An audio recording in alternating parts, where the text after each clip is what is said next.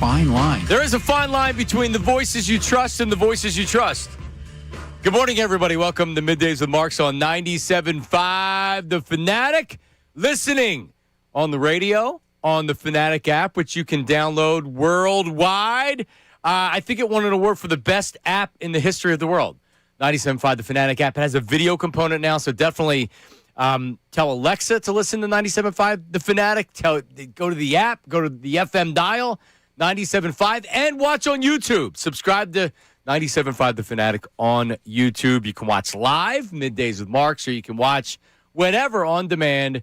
Just check us out as we say good morning to Patricia Caputo in for Ray Dunn. Trish, good morning. Good morning. Happy to be back. Oh, yeah, it's a great time. Some days you get, it's fun to be a sports fan, and other days, Ray Dunn, you get, man, last night sucked. Hi, Ray. Today sucks. I hate all about this. There's no good morning. It's just a morning. This team, all these teams, honestly, I need the Flyers to save me tonight. That's where I'm at right now, my sports fan. Porter Martone. He will save the city. Andrew Painter, the two young guys making their debuts tonight. Saving the city, Ray? Please, somebody. I'm now relying on people younger than me to save the city. Well, this stinks. Some people are blaming Ray Dunn. I am not, although Ray and the Phillies both had the same record this year. 1-3. And I got like a 70 win percentage over the last 2 years down at the ballpark. Except Ray pays to go to the games, and the Phillies get paid to play in these games. Yeah. Well, looks like I should be getting paid to watch them. If they put me through it, they put me through the last 3 nights. Well, Phillies suck.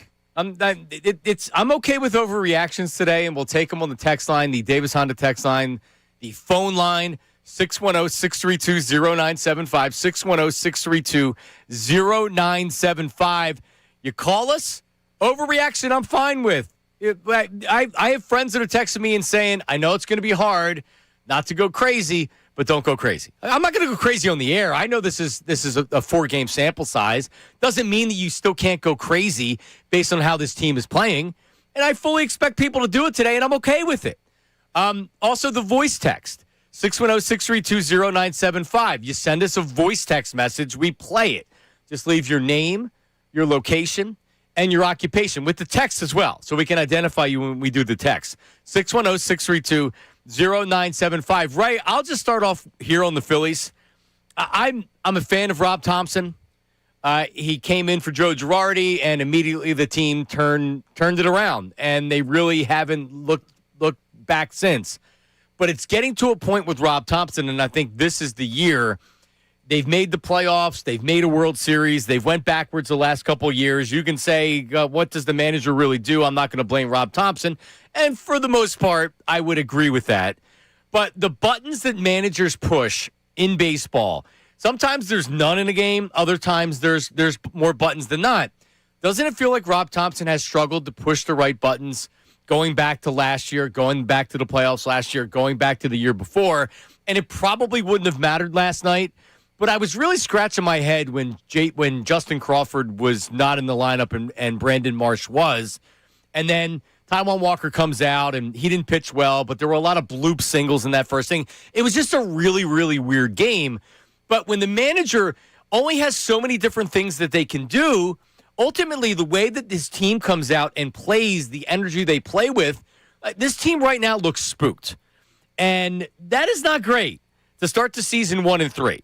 So while it's a 4-game sample size, and I fully expect the Phillies to turn this around, hey, Rob Thompson, man, you're on the clock. And it doesn't mean that your job's in jeopardy during the season, but it means this is kind of it. If the Phillies don't make some progress, I'm not saying they need to win a World Series, but if we're ending the same way, the season the same way we had the last couple of years, I'm ready for a new manager. I'm ready for a new approach. I'm ready for sometimes a manager comes in and you need to be the anti-Larry Boa, so they hire a Charlie Manuel. You need to be the anti-Terry Francona, so you hire Larry Boa. Because whatever's happening, this offense sucks again, and it looks a lot like we've seen in previous seasons with the big three struggling. Nothing's been done to change up the top of that lineup. The dynamic's the same. The results are pretty much the same, Ray Dunn. It's bad. You want to talk about results being pretty much the same over the last 3 days? 3 hits from the top 3 of the order. 6 for 50 to start the season. 3 hits. I could sit here and bitch about Taijuan Walker again, if you watch that first inning, I know you were at the game, so Yeah. you didn't really get settled until after it was over. It was 2-0 before I got to my seat, Johnny Marks. Yeah. Bloop singles. Yeah. There wasn't a ball hit. I mean, there was no hard contact, especially in that first inning. So, listen, Taijuan Walker, they weren't winning that game last night if they can't hit. And right now they can't hit. They can't. James Wood got 3 at-bats before Rafael Marchand got 1 at-bat last night. It's amazing. It's almost impossible. It's almost impossible what you watched. They, 3 innings throughout the entire game? And it's not just Taijuan Walker. I mean, you get to the end of that game, and I understand you got to get Alvarado to work, but they bring in Alvarado like, all right, let's just close up shop here. And he sucks. And Dylan Moore ends up on the mound. It's game 4, and I'm watching Dylan Moore pitch for this team. And that watch is a generous term because I walked across the street to watch the end of that Sixers game. Because once Alvarado couldn't throw a strike, I was like, I can't do this. I can't subject my mental health to this. I got to get out of here. I mean, it's up and down, really, with this team. You look at the starting pitching, it's supposed to be the strength of this team. And Nola, Luzardo, Walker, brutal for the last 3 games. And then the top of this order, which is supposed to be the leaders on this team, 3 hits in the last 3 games. You go anywhere you want. And the manager last night, the Crawford decision, I'm sitting in my apartment just baffled. I'm like, all right, Zielecki must have mistyped out the lineup. There's no way Brandon Marsh is starting against lefty. And to Marsh's credit last night, a pair of hits. But if you want to go look at that outfield defense, the ball that drops in between him and Garcia, he does not command center field well enough. And I've been very critical of what Crawford could be at center field because they didn't play him a ton in center field. He's got a better range than him out there in center field, for sure. Just baseline already than what Marsh has. He's a fine center fielder if you have a real center fielder. They have one guy that I already believe is more of a center fielder than Marsh. Play Crawford. Also, he hit lefties in the minor leagues. How are you going to find out if he hits lefties in the majors if you sit him the 4th game of the season? And on top of that with the manager, the first inning, we'll play the explanation. We've got his explanation of why he was out there, and he was trying to, get that overturned, so they got the 4th out of the inning. I understand his grievance. The rule is kind of dumb either way. It's a really stupid... Yeah, it's weird with replay. Right. I agree. But I have never seen a less enthused crowd for a guy getting tossed. I had no idea he got ejected. I don't think anybody did. No, we were like, it was like, I think it was Gelb or Zielecki tweet out the fact that he got ejected. I was like, I was watching him talk to the umpire, and it was the most muted conversation of all time. Yeah, it was like, you're not supposed to argue. I think he wanted an explanation more than anything. And I mean, like, Phillies ended up getting screwed there. He committed to coming home. If the rule says that he has to be deemed safe, then he has to be deemed safe. I don't know. How about the umpire gets the call right on the field? It wasn't particularly close. No. These umps suck. Forget about the ABS and the ball. They should just have automated umps for everything.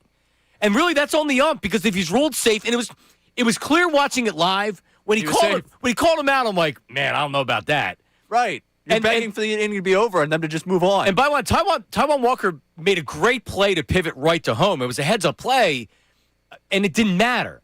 So that aside, and I think I was just more frustrated because I wanted to see Crawford play last night because Marsh did have I was surprised Stott wasn't out there. I know Sosa, they want to do a platoon or whatever. Do you really need Sosa starting 2 games in the first 4 games? I don't. I would like to apologize to the person yesterday that texted about Sosa's defense. That was horrid last night from him. The range was not there. The play between him and Turner in the middle of the infield where that should have just been an out, and you probably should just go to first on that one because the angle there to get it to Turner is ridiculous.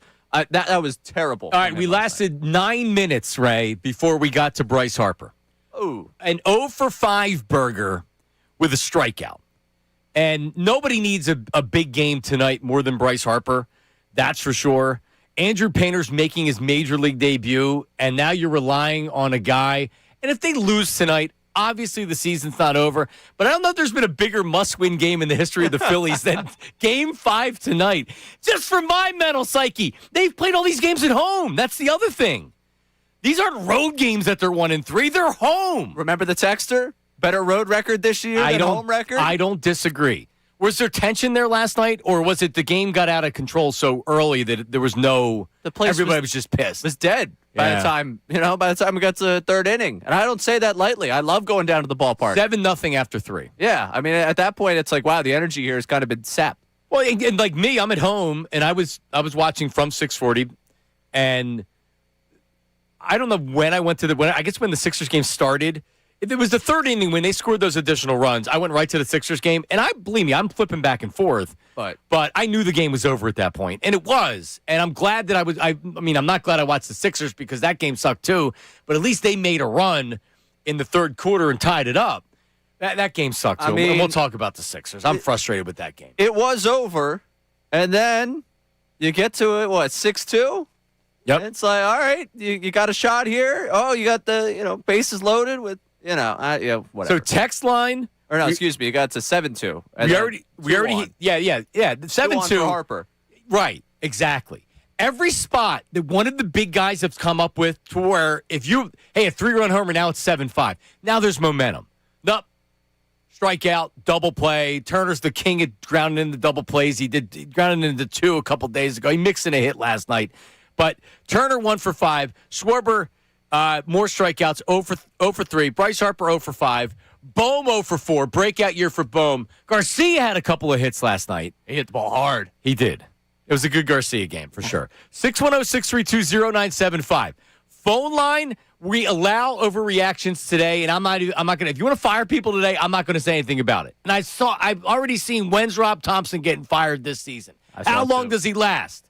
610-632-0975. Text line, voice text. Leave your name, location, occupation. We'll get to a memo coming up next. Middays with Marks, 97.5 The Fanatic. Now on 97.5 The Fanatic Sports Update. 2 big losses. I'm Patricia Caputo with your Fanatic Sports Update. The Sixers fell to the Heat by a score of 119-109 Monday night. The Heat went on a 14-0 run with the help of back-to-back threes from Tyler Hero. Mark Jackson joined the morning show and discussed the dangers of the Sixers sitting at the 7th seed. I'm concerned because with that being said, like you get into the play-in, and if a team gets hot where they shoot 70% from 3, then you back at home. So that's why I think it's so valuable that the Sixers get out of this play-in spot. Sixers have off tonight, but will look to bounce back against the Wizards Wednesday. The Phillies also fell, this time to the Nationals, 13-2 Monday night. Taijuan Walker allowed 6 runs on 10 hits, while the Phillies' top 4 hitters went 1 for 17. The Phils look to make up for it tonight in Game 2 against the Nationals. That starts at 6:40 p.m. The Flyers will take on the Capitals tonight. The team is just 2 points out of an Eastern Conference playoff spot. Rookie Porter Martone is expected to make his appearance tonight. You can listen to Flyers Capitals starting at 7 p.m. right here on The Fanatic. This update is brought to you by Positive Coaching Alliance. Questions about youth or high school sports? Positive Coaching Alliance can help. PCAA national nonprofit develops better athletes and better people through sports. Info at positivecoach.org. I'm Patricia Caputo on the home of the Sixers, Flyers, and Union. 97.5 The Fanatic and the Fanatic app.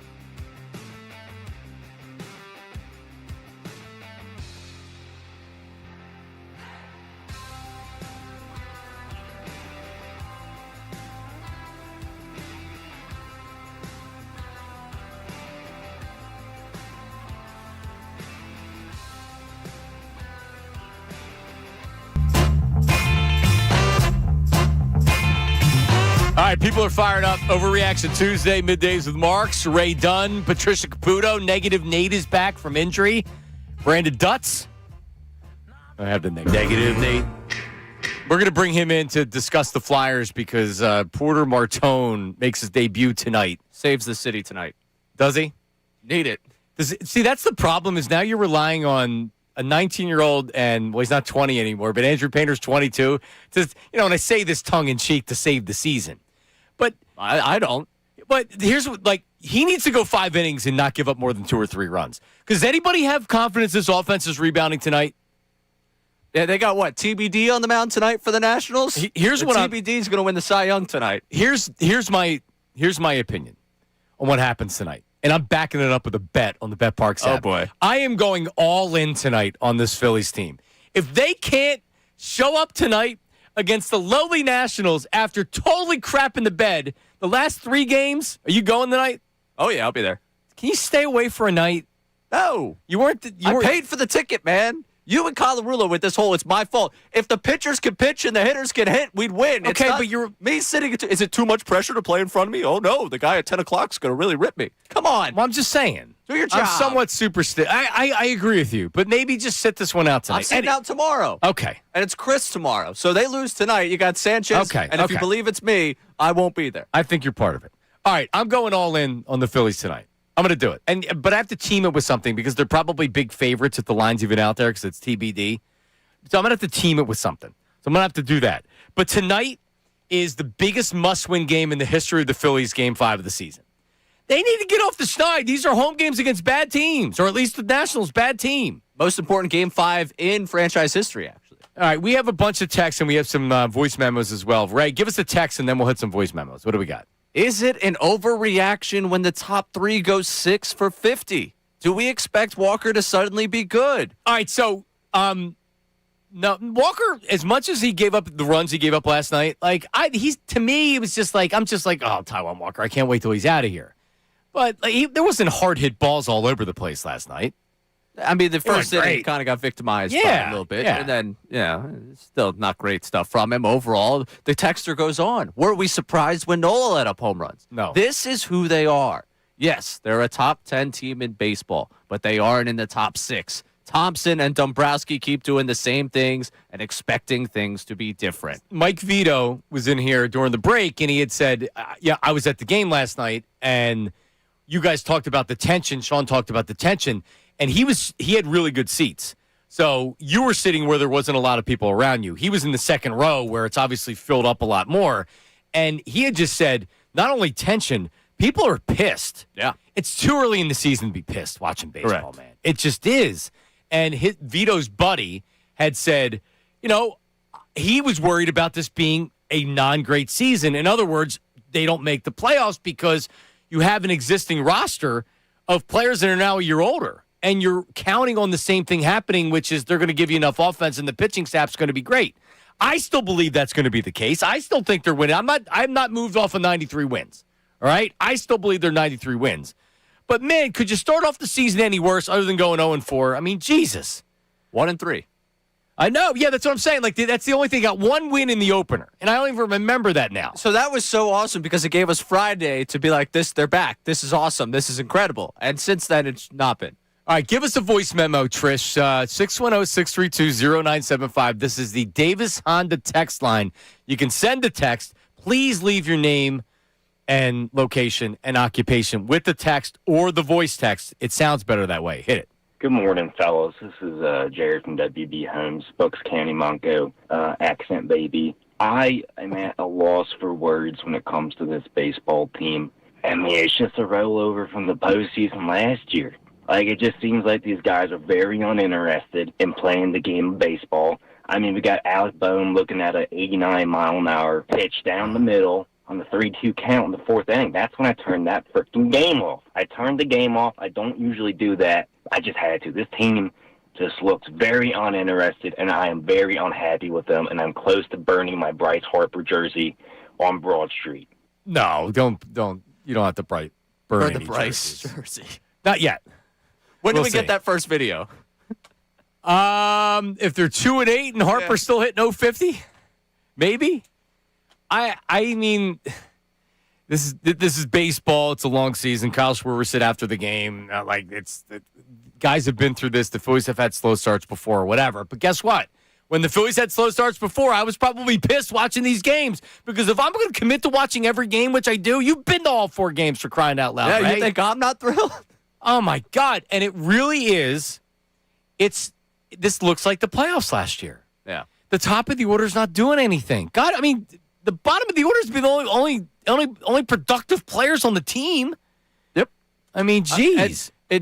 It feels like the playoffs last year, except the last 2 games haven't even been competitive. You haven't felt like they were in the game. And they almost blew game 1. And thank God Sanchez was as good as he was, and they built up that. Who hit the home run? Bohm gave him the insurance home run that put him up. That put him up 5-0. Other than that, they haven't been competitive at all. To your point, no. Like Saturday, it was freezing, 8 innings, 1-hit baseball, and then they come back in the 9th. They give you a little bit of excitement, but then they honestly tormented you because they forced you to stay in that cold for an extra inning. They sure and then did. They lost. And then Sunday, you show up. And they do nothing offensively again, and Luzardo's throwing batted practice out there. And then Monday night, Taijuan Walker is what Taijuan Walker. They had 2 1-2-3 innings. Right. I mean, Dylan Moore pitched. Dylan Moore's first action of the season came on. I guess he did get an at bat up there, or it was on deck. Whatever it is, he got onto the mound. Dylan Moore pitched before Andrew Painter. Oh my God. Yeah, that's not good. No. And you know what? I'm going to blame Don Mattingly. I thought Don Mattingly was supposed to be this big addition. Tongue in cheek again. Well, Don Mattingly, for everyone that wanted Don Mattingly to be the manager, last night he had 8 innings of it. And it sucked. I don't know what he would have done. Maybe they need to hire Larry Boa and fire Rob Thompson. Maybe they do need to start flipping tables over in the clubhouse. With how tense it feels like that group is, flipping a table probably, I don't think, is the mental space to put that group in. I agree with you. And this is where it goes back on Rob Thompson. This is his job. Right. I don't know if he needs to come out in a bikini before the game tomorrow to break up the tension. I don't know what he needs to do. And part of the great thing about Rob Thompson as the Phillies manager is he's very level-headed. He doesn't get overheated. He doesn't freak out. He goes with his guys. He's loyal. When you hear him, sometimes you don't even know if they won the game or lost the game. And that's great in a manager until it's not. And that's the thing. Hockey coaches get fired very frequently because when the room stops listening to them, and that happens more frequently than baseball, they move on. Right? I love Rob Thompson. He's done a really good job here. But at some point, and I'm not saying during the season, if this doesn't work again this year, this is where you probably need to say, hey, I can't really change a lot of the players. I'm going to change the manager. And you wonder if the message now isn't being heard or they wouldn't benefit from somebody. A lot of times, Joe Torre was the unemotional father figure. He's not yelling and screaming at guys. Larry Boa was his bench coach in Los Angeles and with the Yankees.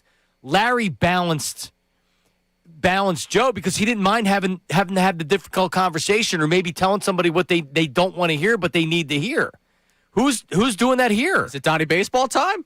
I don't know if Don Mattingly's that guy.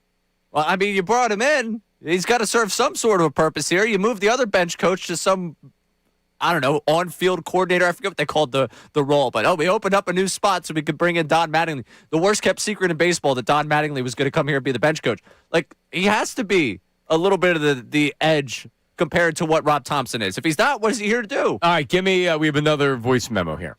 Fellas, Brendan from Glenside. As somebody who stayed to the very last out of that game last night, and as bad as that was, and terrible brand of baseball, we cannot sound the alarms yet. Bryce Harper will get it going. Kyle Schwarber will get hot. Think Trey Turner?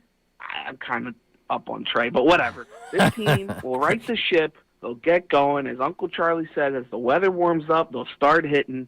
Maybe it was kind of warm last night, but whatever. Even my boy Hefty Lefty, the Jose Alvarado, is just absolutely terrible. But when everything's going bad, you might as well everything go bad. And that's what happened last night. It can only go up from here. We'll turn it around. We will save the season. We will keep on fighting. A lot of ball left. Come on. All right. Positive Brendan there from Glenside. They got 2 runs last night. Just how we drew it up, Ray. Marshawn hits a home run and gets 2 RBIs last night. The fact that Marshawn might just be the highlight of the last 3 days there, with all due respect to Marshawn. And by the way, now JT needs the day. We're 2 games 2 games in a row, a little too much. Give him a day off. Crawford's 22. He needs a day, or 21, whatever he is. He needs a day thank off. God they didn't play JT last night. They would have lost 13-0. Well, there was one time, I forget when Marsh came up, and it was lefty on lefty. They had runners on. And I turned to my buddy, this might be the only time I say this all season. I'd love to have JT up in this spot.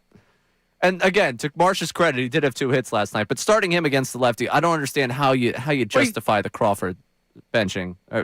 Sitting because for a day. Because I had mentioned it. Rob's going with the veteran. He can't sit both guys. That's the other thing. How incredibly weak is your depth at center field that you have to put Brandon Marsh out there? That outfield, not good. And that's with Crawford. That's with Crawford and Marsh. But outside of that, and Garcia actually had 2 hits last night. He hasn't been terrible to start his Phillies career. But who's your 4th outfielder? I don't even remember. 4th outfielder? Yeah. Otto Kemp. But he's still platoon. Yeah, he's the 4th outfielder. Right, so who's your 5th outfielder? You don't have one. That's bad. Is Dylan Moore going to go out there? Yes. Is Edmundo Sosa going to go out there? Yes. That's the problem. Like, when they went, and I understand, we don't want to do the minutia of the 26th man on the roster conversation, but, like, when they just elected to keep Dylan Moore, it's like, all right, don't you have Dylan Moore and Otto Kemp? That's a pretty, well, no, Otto Kemp can't. Dylan Moore can play. That's Sosa. Well, that's what I mean. But okay, you have that's so he can play every position. like right? if we're looking for a right-handed bat, wasn't that De La Cruz? Like but he can't play the infield. I mean, I don't disagree with you. And like you said, it's the minutia of the 26th rod. But doesn't it show you like the 26th guy sucks? Yeah, He's pitching last night. His versatility is the reason that he's there. Right. I mean, God forbid there's an injury to somebody in the outfield. It's just brutal. Right now, the Phillies 27th in baseball in batting average.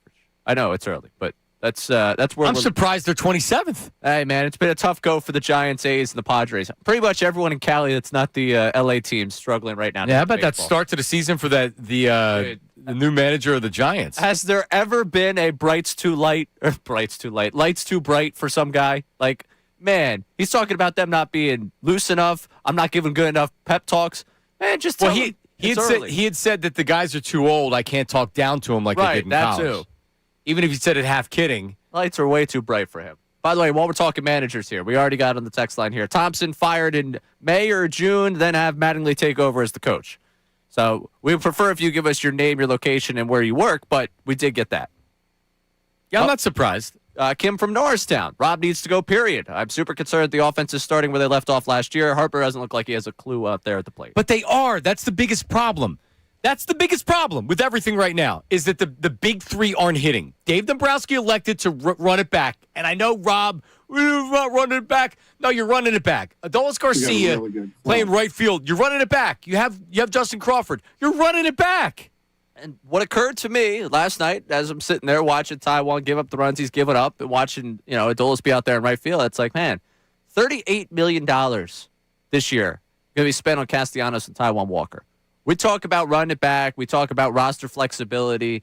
And I understand that there has been a lot of talent brought in here in the Dave Dombrowski era. They've been very competitive. Yeah. When we talk about the fine line of creating a championship contending roster, missing on $38 million worth of salary being allocated to a right fielder that's striking out for the Padres right now and trying to play first base for them, and a starting pitcher who we're giving credit for just muscling it out through 4+ innings, that hurts. That hurts. Like that, in terms of money allocation, roster construction, that hurts the Phillies right now. To your point, Pat Gillick did the same thing, not that much money, but with Jeff Jenkins. And back then, I don't know if whatever he was making a year was comparable to what they're paying for the right field situation. But he canceled that out by signing Jason Worth to a contract. I think Worth got like $1 million in his first contract with the Phillies, to where it didn't bite him in the ass. Right. The Phillies are still they're scrambling to try to take care of right field because Castellanos didn't work out. Yep. And now they're having to sign Garcia on a 1-year contract. You had said yesterday he was available on a 1-year, $10 million contract for a reason. There's potential there and there's upside. And he actually has been pretty good. He's even the outs last night. He was smoking them. That line drive was over 100. He hit one out to the outfield. I thought was like 102. And you look right now at the leader in batting average for this team, and I know it's batting average, but the guy's hitting 200, and for this lineup, that's pretty good right now. Turner's hitting 167, Bohm's hitting 143, Schwarber's hitting 125, Harper's hitting .063. Like for this lineup right now, Adolis is not your biggest problem. And even the outfield's not your biggest problem. I mean, as much as I do it because it's you and it's Aaron Nola and it's fun, but Aaron Nola gave up 3 runs in 5 innings. Yeah. The offense can't score runs. Right. So you want these starting pitchers, you're not going to win every game 1-0 or 2-1. Correct. That's not the formula. And by the way, this team has won a lot of games in the last couple of years because of their starting pitching and their bullpen. Man, I am so sick of this offense. I am so sick of these high-priced stars. Kyle Schwarber had 56 home runs. He was fantastic. Trey Turner won the batting title last year. Bryce Harper's season was better than a lot of people expect. But why does it feel like that the offense is the problem with this team? The big guys on offense. Alec Bohm, you want Alec Bohm to be your cleanup hitter because there's nobody else? That was the best option for me. What the hell's he done this year? All of them are ice cold to start the season. That home run. That's all he's got to his name right now. That 3-run homer. Thank goodness he had it. Otherwise, it'd be 0-4. I don't know if they would have brought Backus into that game, but you can't tell me that if they went Alvarado in that game, you feel any better right now after watching Alvarado last night. But it's just a really, really ugly start for a team that you really felt like needed the positive reinforcement of a nice start at home. Like, you got to be feeling like you're going to go into that ballpark tense. I know it was Castellanos who said it last year about playing at home, and we all were like, all right, come on, man. Yeah, because it's Nick. And because it's like, come on, guys. Like, just it's your performance. Yeah, it's like, a real thing. If you're not playing well, I don't know what you're expecting from us. It went from the biggest home field advantage in sports, snapping your fingers, to where now it looks like it could be too much for them. Which is it's March. All right, so let me ask you this: if they're on the road for these first 4 games, what's their record? They're 2-2 at least. Probably still 1-3. I don't know. Like I can't tell you that I think Harper's approach up there has been. It hasn't been any different than last year, right? At all. I love the 140 walks. Could we start a tracker where we see how close he is, what pace he's on? He's not going to do it now because it would look like now that Thompson's freaking out, right? But like going with the same lineup that you had last year, that seemed like a good idea. That seemed like a good decision to make. That Bryce Harper hitting third again and Schwarber hitting second. That seemed like a good decision through 4 games. But are you getting more competitive at bats from Harper? No. But then you're going to give him more plate appearances while he's not looking competitive. That's what I mean. But you're also changing something. You're not changing anything. Would it be any different to your point? No, probably not. But still, Rob Thompson wants to say they didn't run it back. They've essentially run it back because the dynamic of the lineup isn't any different other than Garcia. Right. And you're not going to rely on him changing the dynamic of your lineup. You're paying a catcher who's 35 years old $15 million to hit in the 8-hole and suck doing it right now. In the 4th game of the season. Right. Well, I understand what you're saying. Everybody wants JT to play 150 games. He's not going to. He should be sitting a little bit more. But, I mean, geez, you're playing the Nationals. This is supposed to be, and they have a good young team, and they play with energy and everything else. Like, come on, man. Starting the season 1-3. 610-632-0975. 610-632-0975. That's the phone line. That is the Davis Honda text line, including the voice memos.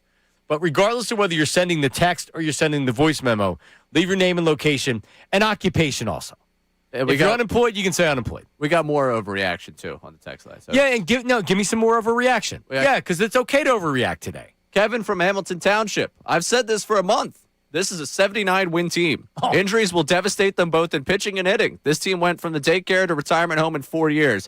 Dumbo is using our organization as a show me to Nashville that he could keep an organization competitive for years and fill seats for the potential owners. He's Dumbo now. See, there wasn't really even a Harper vibe last night because the game was out of hand pretty much right away, and it was just a vibe against the team. Yep. It's like, really, we're doing this? All right, so I'm going Phillies money line, and I'm taking the over 5.5 runs. Total runs by the Phillies over 5.5 money line. All right. And I bet my life on it. Yeah. Savings be damned. Kids go to college? Yeah, kids, listen, expect to take out a couple more loans than you thought before. But they can't do this again tonight. These are professional all-star players. A couple of them may be in the Hall of Fame one day. You have a starting pitcher who's going to bring some youthful energy to the team. And it all happens tonight. Phillies are winning this game tonight. There's never been a bigger can't lose or must win in the history of the Phillies game 5 into the season. All right. Well, they're tonight on the mound for the Nationals, the guy that's got, 30 career appearances in Major League Baseball. Great. Has he made a start trying to make sure that he hasn't made a start yet in his major league. How'd that career. work out for the guy that pitched for DeGrom? He got Jacob scratched Latz. late. Yeah, he looked Worked like out great. Yeah, he looked Cy Young. They're going with that exact thing. PJ Polin is his name. He has never started a game, and he's a lefty. So he's got 30 major league appearances. If he's anything like Jacob Latz, he's a lefty with very little tape on him. Go ahead. You're going to dominate. You might show up for 5 innings tonight. All right, we'll come back with some more reaction. Also, 76ers, God, I couldn't wait to switch over to the game. I was so excited for my Sixers last night, Ray. And it was a very frustrating game. They came back, and I'm like, you know what? They're doing it again. They're coming back. But then they just totally fell apart in the last half of the fourth quarter. Bob Cooney from On Patterson, our buddy Bob, is going to join us at 11 o'clock. But we'll talk 76ers last night because I think that took some wind out of a lot of fans' sails out there. Didn't help them as far as making a top 6 seed, obviously. No. But we'll discuss all of those things coming up next. Middays with Marks, 97.5 The Fanatic. All right, let's talk about my hair for a second. That's right. If you want your hair back, damn it, well, this is pretty easy. Morgenstern Hair Restoration. And you may be in an algorithm like me on social media where you see the guy putting the shampoo in his hair. And it's like, wow, look how thick his hair is. He grew all his hair. Trust me, that's not working. You're not putting shampoo in your hair and solving your hair problems. It can be a part of what you're doing to try to make your hair healthy. And that's why you go to my team at Morgenstern Hair Restoration. 610-831-HAIR. 610-831-HAIR. MorgensternHair.com. That's Morgan with an E. MorgensternHair.com. Experts in the industry. Most experience and most success. They've done my hair for 15 years, and my results, if you're watching on YouTube, are fantastic. You'd never know I had anything done. In fact, my old barber, John, in the chair, when he had said, I hear you talking about what hair work did you get done? Like, a hair transplant. Like, what do you mean? Like, get a hair transplant. And he's looking at my hair, at my scalp, so close to it, and he couldn't tell because the results are real. It's your real hair. It grows just like your regular hair did before. I get my hair cut every 3 weeks. The results are amazing. 610-831-HAIR, MorgensternHair.com. No hot takes. No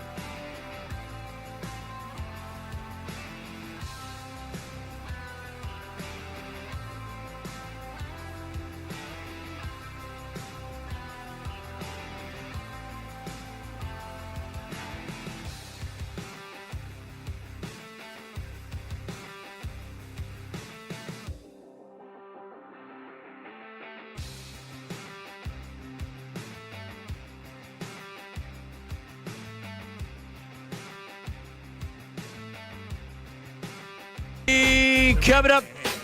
11 o'clock, discuss the 76ers. Your team, your town, your 76ers lost last night to the Heat. Blew up my parlay that I had. Not a great game. Paul George was really good first half. Really was the only one that really had a good game, shooting game. Maxey was off, had some moments. Embiid was not good, and then he looked like he ran out of gas. And this is the case with Embiid, and it's Embiid in the second half of the fourth quarter last night was the Embiid that I don't like, the Embiid that drives me crazy. He gets out of control. He's flopping all over the place. He looks gassed. He's missing shots. There were shots to be made. Right? They couldn't hit. They went through a period where they couldn't hit shots. He was trying to draw contact like he always does, and he's flopping all over the place, and the refs weren't calling it. It was just a bad last however many minutes of the fourth quarter last night because they actually had the lead. Yep. But then they totally fell apart, Ray. Yeah, I mean, there's a couple of things that stick out from this one for the entirety of the game, being out-rebounded the way they are. And I understand this is not a good rebounding team, but it's very, very difficult to make up for possessions that you're just not getting. And that really bothers me with this team. And honestly, defensively, it just seems like a defense at will type of group where it's like when we feel like we need to, we will. And it's like, no. You need to play defense for 48 minutes. Like, last night is not your January game against the Wizards. Like, last night was a game where you could put yourself in striking distance to get out of the play-in. And the lack of urgency there, boards defensively for majority of the game going, like, pretty much through that third quarter was tough. You mentioned it with George. VJ Edgecombe didn't have himself a good night. No. Embiid certainly didn't have himself a good night. No. And Embiid late.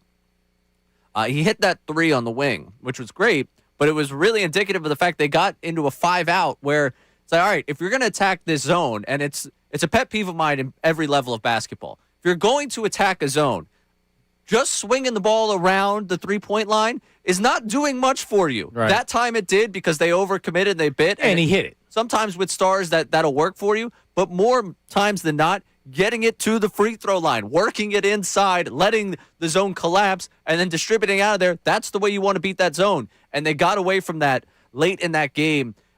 Playing ISO against the zone is certainly a bold choice.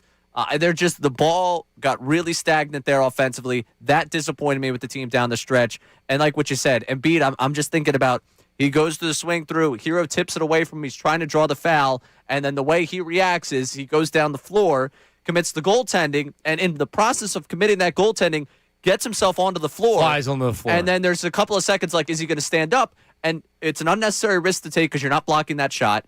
And you didn't recover quickly enough because you were looking for the contact there on the rip through against Hero. You could shoot over Hero. I don't know if you realize how much taller you are than the guy. When he gets like that, he's erratic all over the place. And You're right. And that's how he ends up getting himself hurt. He'll dive into the crowd. Hey, I give him credit, man. I couldn't believe he made it all the way down the floor to even goaltend that shot. So he did have. We know to be on this show, you need a high motor, and Joel Embiid was showing the high motor. It was just so unnecessary. Right. And I get it. He was trying to make the block. I get it. But I mean, we talked about it yesterday. Every time he hits the floor like that, what's the time that he doesn't get up? And or he hurts himself. That's what I talked about with dunks. Like, it's fun to watch him posterize someone, but I get terrified every time he does. And that's one of those examples where it's like, if you get the highlight reel block there, sure, but the angle and the just foot speed he has on you, I didn't think you were ever going to make that play. And so you go up, you goaltend, I get it. You're trying to make the big play for the team and make up for the mistake you just made on the other end, but it terrifies me. And there were a couple of shots there late that he had that were open, that are, mid-range, near the free throw line, that you expect him to knock down, that he just didn't. And it's like he was gassed. Yeah. They were playing last night, like you had mentioned. They were settling for threes. He was trying to get fouled as opposed to working the ball around and getting the best shot. And right now, I mean, they ran, an 8-man rotation? I get it. That's kind of the postseason where you're going to go, 8-9 guys. But Maxey plays 43 minutes his first night back, 44 minutes last night. 87 minutes in 2 games coming back. Yeah, that's a lot for not playing for a while. I get it. The legs are fresh. He hasn't played in a while, but also legs, you're gonna kill him by the end of the season. I had read Kyle Neubeck, PHLY, had brought up a really good point where I think it was the second quarter. The officiating was bad last night, but Edgecombe didn't get a couple of calls, and he was pissed Even in the fourth quarter, there was offensive fouls that were called that were I guess they were offensive fouls, and they tried to challenge them or whatever. But anyway, Maxey went through a stretch where I can't believe Nick Nurse didn't take him out. He's still a 20-year-old dude, and that's where you take him out for a couple minutes, let him cool down because he was pissed. And he didn't. He left him in, and he kept arguing with the ref, and it was clear that it took him off his game.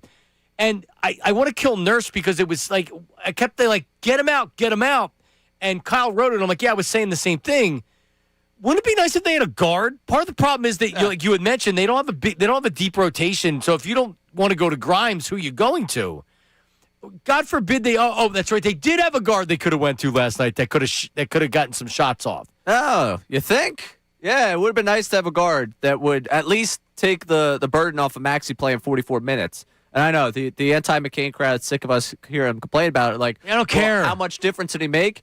It's just getting Maxey 5 more minutes off. Like, if you think about Maxey at full throttle at the end of that game, giving him a couple minutes at the beginning of the fourth quarter. There's points in every game that I watch that I say, this is the perfect time to put McCain in, and he could get going with a couple of shots. Yeah. That's all it takes. He comes in, and he takes 5 shots over the course of 4 minutes. He makes 3 threes. That's different because it seems like whenever they struggle to score, that's when Embiid's gonna try to overdo it and try to do too much. He commits turnovers. He's flopping all over the place. That's what happened in the fourth quarter last night. Miami's a better coach team, obviously. Yeah, obviously, and you go into any game against the Heat saying that if you have Nick Nurse. But does anybody else agree? Nick Nurse sucks. Has Nick Nurse been a good coach? Like, how long's Nick Nurse been here? Is this his second year? Year 3. Oh my God. Have you ever thought Nick Nurse is a good coach? No, I when he was hired. Or he gives you an advantage. When he was hired, I thought. Like, do you ever watch the Sixers and say, this is a really well-coached team? I haven't thought that this year. No. Sure. No. I mean, and that's been my biggest thing. And Nurse said it the other night after they beat the Hornets of like, we'll see in terms of like the cohesiveness. And that's been my biggest concern down the stretch here of like, can they put this together? The problem is the selling point for Nurse is that 2019 Raptors team where they were able to put it together. Where they didn't play together. That entire group didn't play together pretty much till the postseason. He made it work. You really haven't seen his ability to put it together with this group, and I don't know if it's them not receiving the message or him not delivering the right one. Maybe it's not fair to him. Erratic Embiid, you're never going to win. You see that guy in playoff series. Mm-hmm. When the Sixers are at their worst, erratic Embiid is at his worst, and that's what you saw last night. You had mentioned rebounding with the Heat. The Heat never looked frazzled. When the Sixers made the run and took the lead, they never looked like that, there's the game that's over, because they're solid fundamentals in core. Rebounding, taking good shots, not turning the ball over. The Sixers seem like they score when guys get hot, and Maxey's just chucking it from wherever. And that's what you saw last night. And that's also the problem with my end-of-game offense with them. It's like, and now they have Embiid back, it's not going to be just this, but it's like, hey, Maxey, do something for me. It's like, that can't be your end-of-game offense. So hang on. Mark Jackson had something on postgame last night about wrestling the star. I got to hear this. The morning show. Oh, is it the morning show? Mark Jackson on the morning show. Listen. They have to treat these games like our playoffs have started. It can't wait till the play-in or playoffs to start. No. Our playoffs has literally started. So that means we have to have that mindset going into these games. I don't believe Embiid or Paul George should sit. I think they have to see a bigger goal. Let's get out of this play-in, and let's try to do bigger, better things. And that means we have to be fighting to continue to go bigger, and that means win these games and then get a couple of days off to really gel, to really get in sync going into the playoffs. Yeah, well, I don't know. I don't know what I think about that. It's interesting that he said it. It's idealistic. I don't know if it's realistic. All right, Bob Cooney on Patterson, our old buddy, covers the 76ers. Joins us coming up next. His thoughts on all of this. Because the Sixers now, you look at the percentages, most likely they're not going to be a top 6 seed. And yesterday I guaranteed it. But we need a win, right? I'm still in. Are you in? I'm in. Oh, they killed me. They killed me last night. Did you get that in? We need that because you go, I'm in. I'm in. Yeah, I'm excited about the group, but they're killing me. All right. Bob Cooney coming up next. Middays with Marks, 97.5 The Fanatic. Let's talk about Comer and Cross, COMER Cross.com. Again, COMER Cross.com. 1-800-NEW-FLOOR. 1-800-NEW-FLOOR with one quick call. The Comer and Cross concrete floor coatings. You can get a gleaming new Comer and Cross garage floor in just one day. Because if your garage, and you know if you have this garage, stains all over the place from whatever, pits, cracks, holes, your whole garage looks terrible. You can't have a great-looking garage if your floor looks like that. A Comer and Cross garage floor is like pulling into a new car showroom every night. Think about it. You come home from work, you pop open the garage door, and you pull in, and you're like, wow, that looks great. Guaranteed your garage floor will never chip, crack, or show tire lift like with epoxy or paint ever.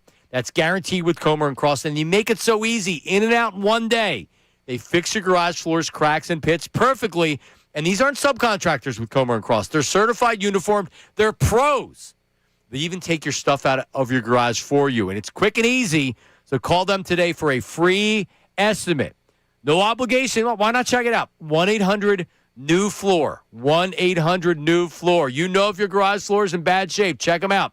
ComerCross.com. COMER Cross.com. Now on 97.5 The Fanatic Sports Update. 2 big losses. I'm Patricia Caputo with your Fanatic Sports Update. The Sixers fell to the Heat by a score of 119-109 Monday night. The Heat went on a 14-0 run with the help of back-to-back threes from Tyler Hero. Mark Jackson joined the morning show and discussed the dangers of the team sitting at the 7th seed. I'm concerned because with that being said, like you get into the play-in, and if a team gets hot where they shoot 70% from 3, then you back at home. So that's why I think it's so viable that the Sixers get out of this play-in spot. Sixers have off tonight will look to bounce back against the Wizards Wednesday. The Phillies also had a tough night, falling to the Nationals 13-2 Monday night. Taijuan Walker allowed 6 runs on 10 hits, while the Phillies' top 4 hitters went 1 for 17. Phils look to make up for it tonight as well, this time against the Nationals in Game 2, starting at 6:40 p.m., where Andrew Painter is expected to make his MLB debut. The Flyers will take on the Capitals tonight. The team is just 2 points out of the Eastern Conference playoff spot. Rookie Porter Martone expected to make his appearance tonight. You can listen to Flyers Capitals starting at 7 p.m. right here on The Fanatic. This update is brought to you by Positive Coaching Alliance. Questions about youth or high school sports? Positive Coaching Alliance can help. PCAA national nonprofit develops better athletes and better people through sports. Info at positivecoach.org. I'm Patricia Caputo on the home of the Sixers, Flyers, and Union. 97.5 The Fanatic and The Fanatic app.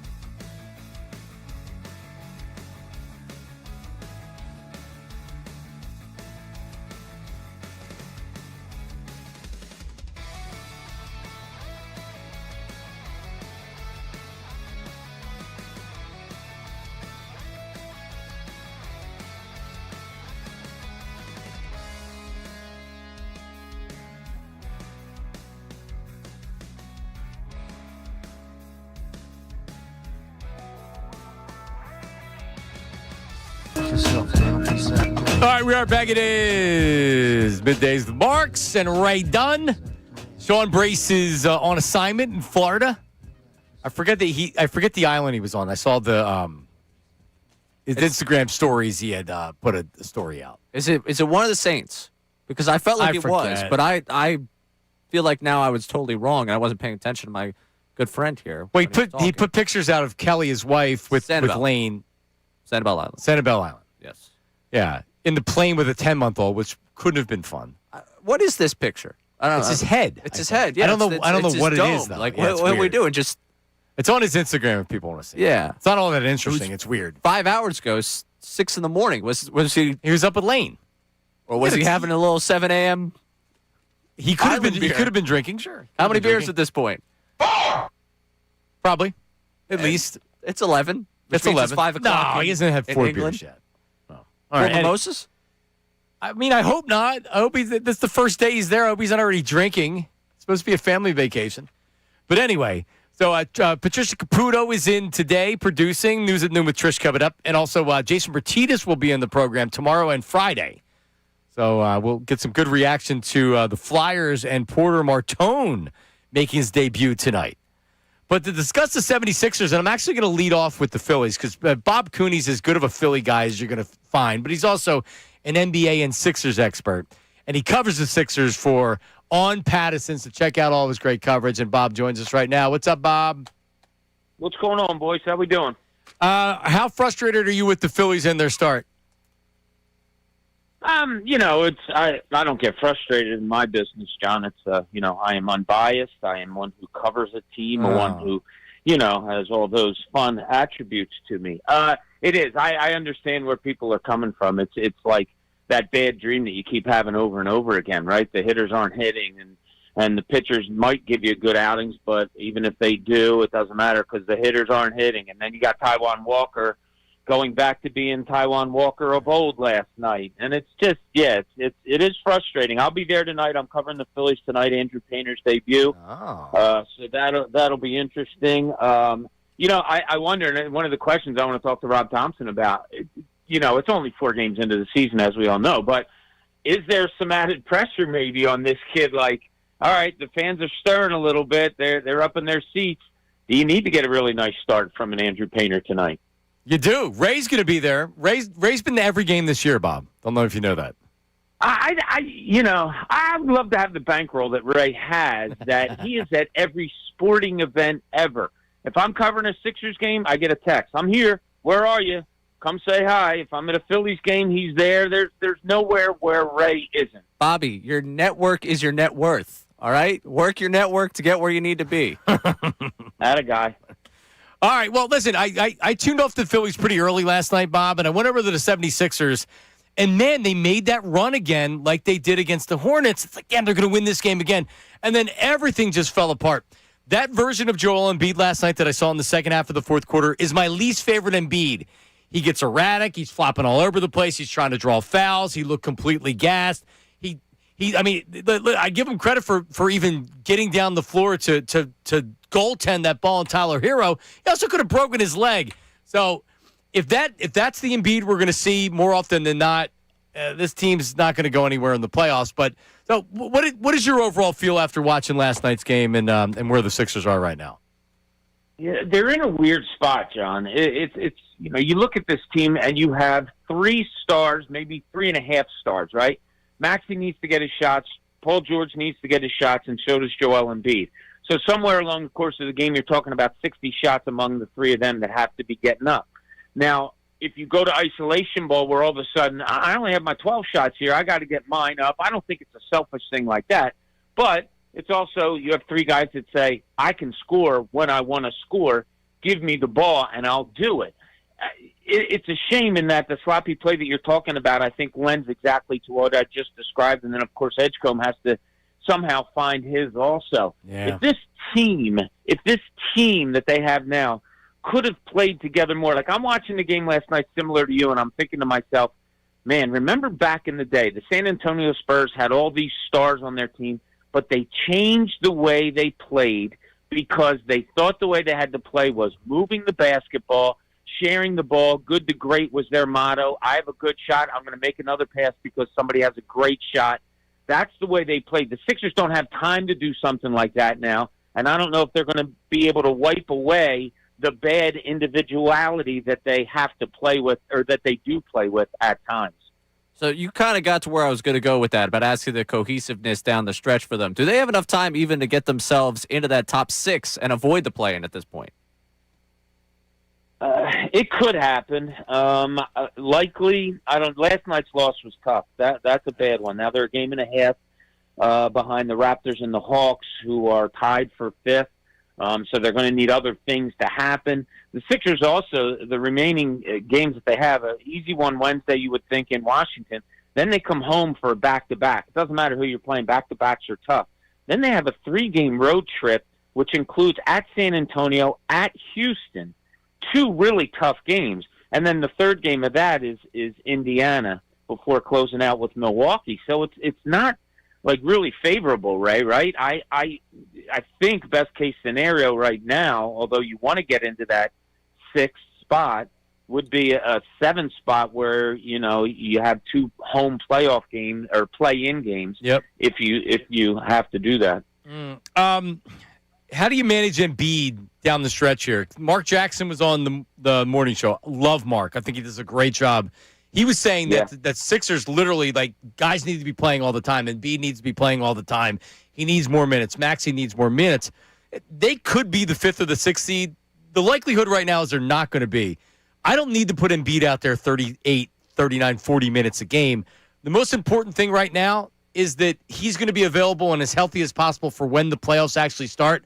I'm not talking about sitting him out or anything like that, but, I mean, he's not playing a back-to-back, right? Like, you still have to manage Embiid and the rest of his team going down the stretch. Do you agree? No.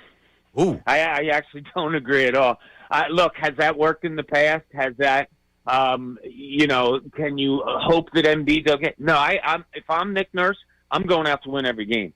And if that does include playing Joel Embiid 40 minutes, so be it. If Paul George, Tyrese Maxey, the only way he could play more minutes if they played 2 games in one night, right? I mean, my God, they just throw him out there, wind him up, and let him go. But no, John, I'm serious. I really think this team needs to learn how to win together. The lineup that they're throwing out there now has only played together 14 times, I think, and they're 7-7 so far. And that's Barlow in the starting lineup along with the other guys.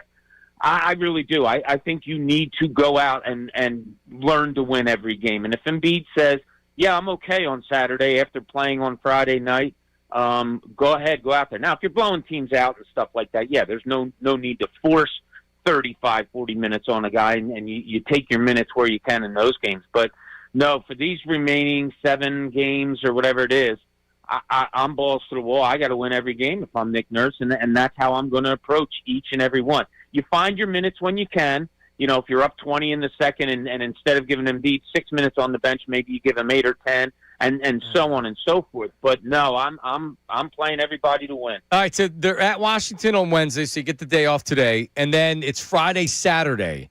So you get a day off between. You go back to back. Minnesota, 2 tough games. Minnesota and then Detroit, both at home. And Embiid plays in both of those games, Bob? If he says he can, yeah. I mean, you got to. You have to. You have to win. You have to put the pressure on the other teams that are ahead of you in the standings to win their games. It's all for nothing if you're not winning yours. 6th, 5th seed, they don't matter if you don't win your games. So, and that Detroit's a very, very good team. I watched them after the Sixers game last night against Oklahoma City. They're really good, even though Cade Cunningham's out right now. That could be a case of, okay, here's the challenge for you guys. And that's what it's all about right now, is challenges. Joel, you played last night, but we need you to play tonight against a really good team, and let's see where we are. Here we go. We have a full lineup. Let's see who we are, and I'm talking as if I'm the Sixers. Let's see where we are, and here you go. That's how Nick Nurse, I think, will approach it, should approach it, and I think that's how they need to approach every game. Bob Cooney does such a great job covering the Sixers and the Phillies, all the sports for on Patterson. Hey, I was over at the Flyers yesterday watching Porter, whatever. I was watching him work out yesterday. I want to call him Porter Malloy for some reason, but Porter. I can't get the name out for some reason. Yeah, Martone. But what a good kid. Good kid, big kid. And they're throwing them into the fire tonight, so that'll be neat to see. All right. I mean, listen, Bob. You're reporter Bob. You're not talk show host Bob. I want talk show host Bob on the Phillies. No, they got rid of me for doing that. Remember, John? Yeah. I'm not good enough to do that. But that wasn't me. Believe me. I know it wasn't. I know you'd be spitting fire on the Phillies right now. By the way, Ray and I agree. They're 1-3. This is a terrible start to the season, but. Also, we're looking at the same issues that plagued them in the playoffs last year and plagued them in the playoffs the year before. Their top guys aren't doing anything. And it just sucks that they start a season that everybody's been waiting for. Bad taste in the mouth for how the offense was at the end of last year. They're doing the same thing again this year. God, I'm so pissed. Yeah, it's crazy. They need, and Ray and I have talked about this a couple years ago. They just need that guy that gets on base all the time in the middle, like early in the lineup. Like they do. I know that Turner won the batting title last year, but we know what he is. And all. They just need that pain in the ass guy that has a 380, 400 on base percentage. Yep. That gets hits all the time, that walks, that can do things to stir things. That they don't have that right now. Impact bat. They're missing an impact bat. Exactly. I know you're thrilled watching all these platoons and them switching up the bottom of the lineup every single day. Yeah, because that outfield, that platoon of 4 outfielders that they have, that scares a lot of people. Not opponents. It scares fans of the Phillies. It sure does. It's just not good enough. All right, Bob. Always appreciate it, man. Great stuff. All right. I'll talk to you later. There he is. Beers with Bob Cooney. It's a great time. Would highly recommend anyone set him up on that. Done that many a times since I worked with him. I just talked myself into being even more pissed than when I started the show on the Phillies. Oh, nice. Because any Philly fan out there, all right, correct, is allowed to overreact today. And if you want to say to fire the manager or whatever, anybody's allowed to overreact today.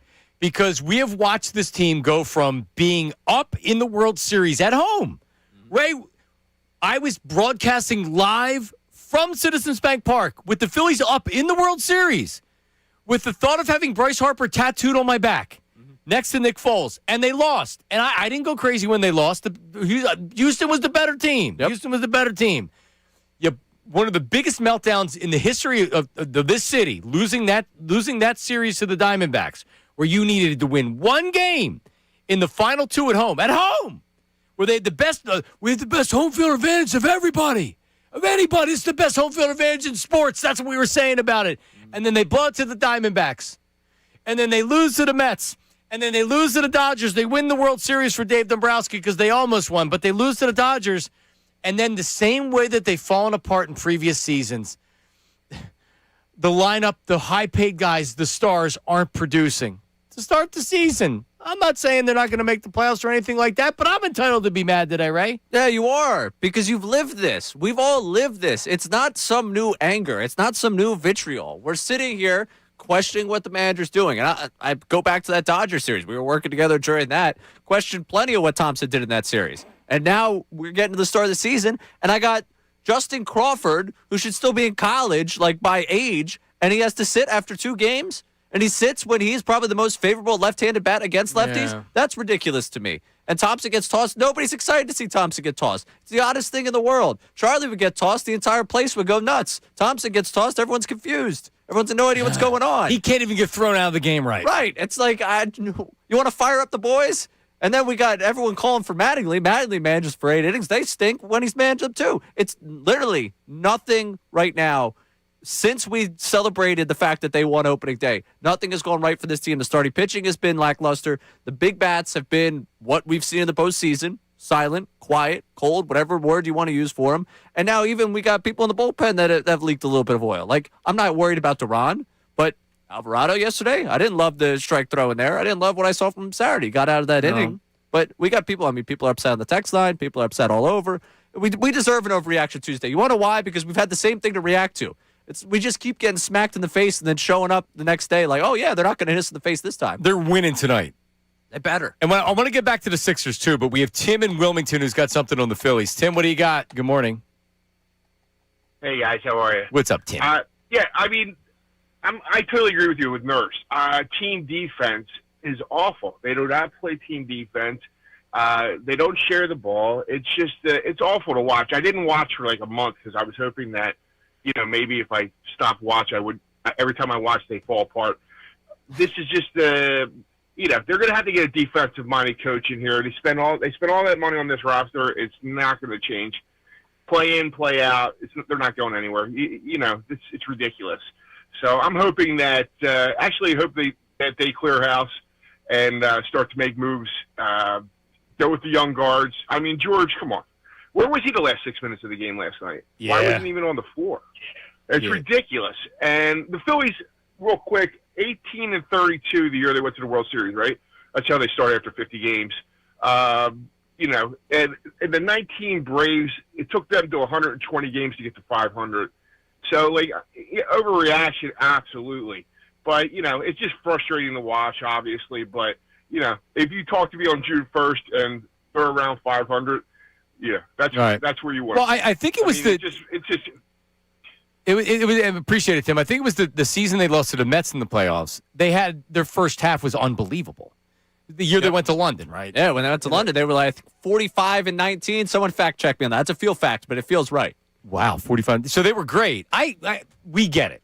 We get it. There's 162 games. This is still a good club. We hope. Yeah. Hey man, not just a good club. We have a really good club. Yeah, we sure do. So it's less worry than more reacting in the moment. I'm a Phillies fan, and I was really excited to watch the season start. Trish, I couldn't wait. We were counting down the days. It's like, it's Shane Victorino days until the season starts. And they come out like this. Ray's been in every game. Some people continue to blame Ray a little bit because he's 1-3 on the season as well. People who are jealous of the fact that I could just go down to the ballpark every night. You can. That's what it is. Believe me, I'm not jealous of you being down there Saturday or Sunday. At all. No. Or last night. Last night was beautiful weather. It was nice. It was we walked out of there like, you know what? This absolutely sucked. But the weather could not have been better. It was good ballpark weather. Thursday was great weather. Saturday was probably the worst conditions I've ever watched a baseball game. Even though Zielecki tweeted out that it was the worst first pitch weather since April 5th, 2019. Guess who was at the April 5th, 2019 game? You? Yours truly. So I also froze through that. There's one thing in life that's consistent for me. It's Phillies baseball. I'll be there. Yeah, I'll be watching. Yeah, they'll smack me in the face as much as they want. Do we have Trish? Do we have a voice? Do we have a voice message on the Davis Honda text line? I think it's a 76er one. All right, here it is. Yo, fellas, it's Alfie. You said wind out of my sails from the Sixers last night. Money out my pocket, dog. March 23rd, I put down $100 for plus 900 for the Sixers to get the 5 seed. I'm like, this is feeling shoeboxes, especially after this past weekend when they put up 150. I'm like, the whole roster's here. Let's roll, dog. I'm hurting today. Maybe they could turn around, but at least I know my man Painter's going to be on the mound tonight and throw 8 strikeouts. All right. This website I look at has the percentages of making whatever seeds for the Sixers. So the 5th seed, 7%. The 6th seed's 18%. 39% is the 7th spot, which would be a play-in, and then 24% for the 8. And we'll have time to dissect that. But, yeah, it's crazy. One loss combined with the other teams winning last night really hurts the Sixers. Yeah, and now with the fact that they lost and we're talking about the play-in, I mean, we're in 2 weeks away from play-in territory. Like, things don't go well in that play-in.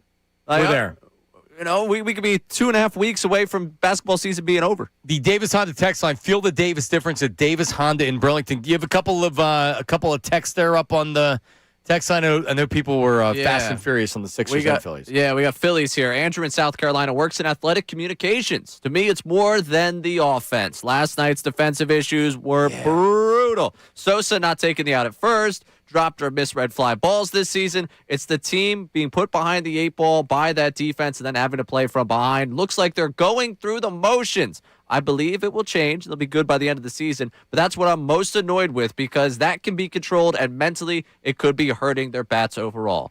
Love the show. Listen every day at the office. Well, thank you. Shout out, Andrew. Listening on the Fanatic app. Yeah. All the way down there in South Award-winning Carolina. app. Or watching on YouTube. As a lot of people do, getting involved in the YouTube chat. All right, coming up, we have, and this is kind of like I'm so annoyed with people that are.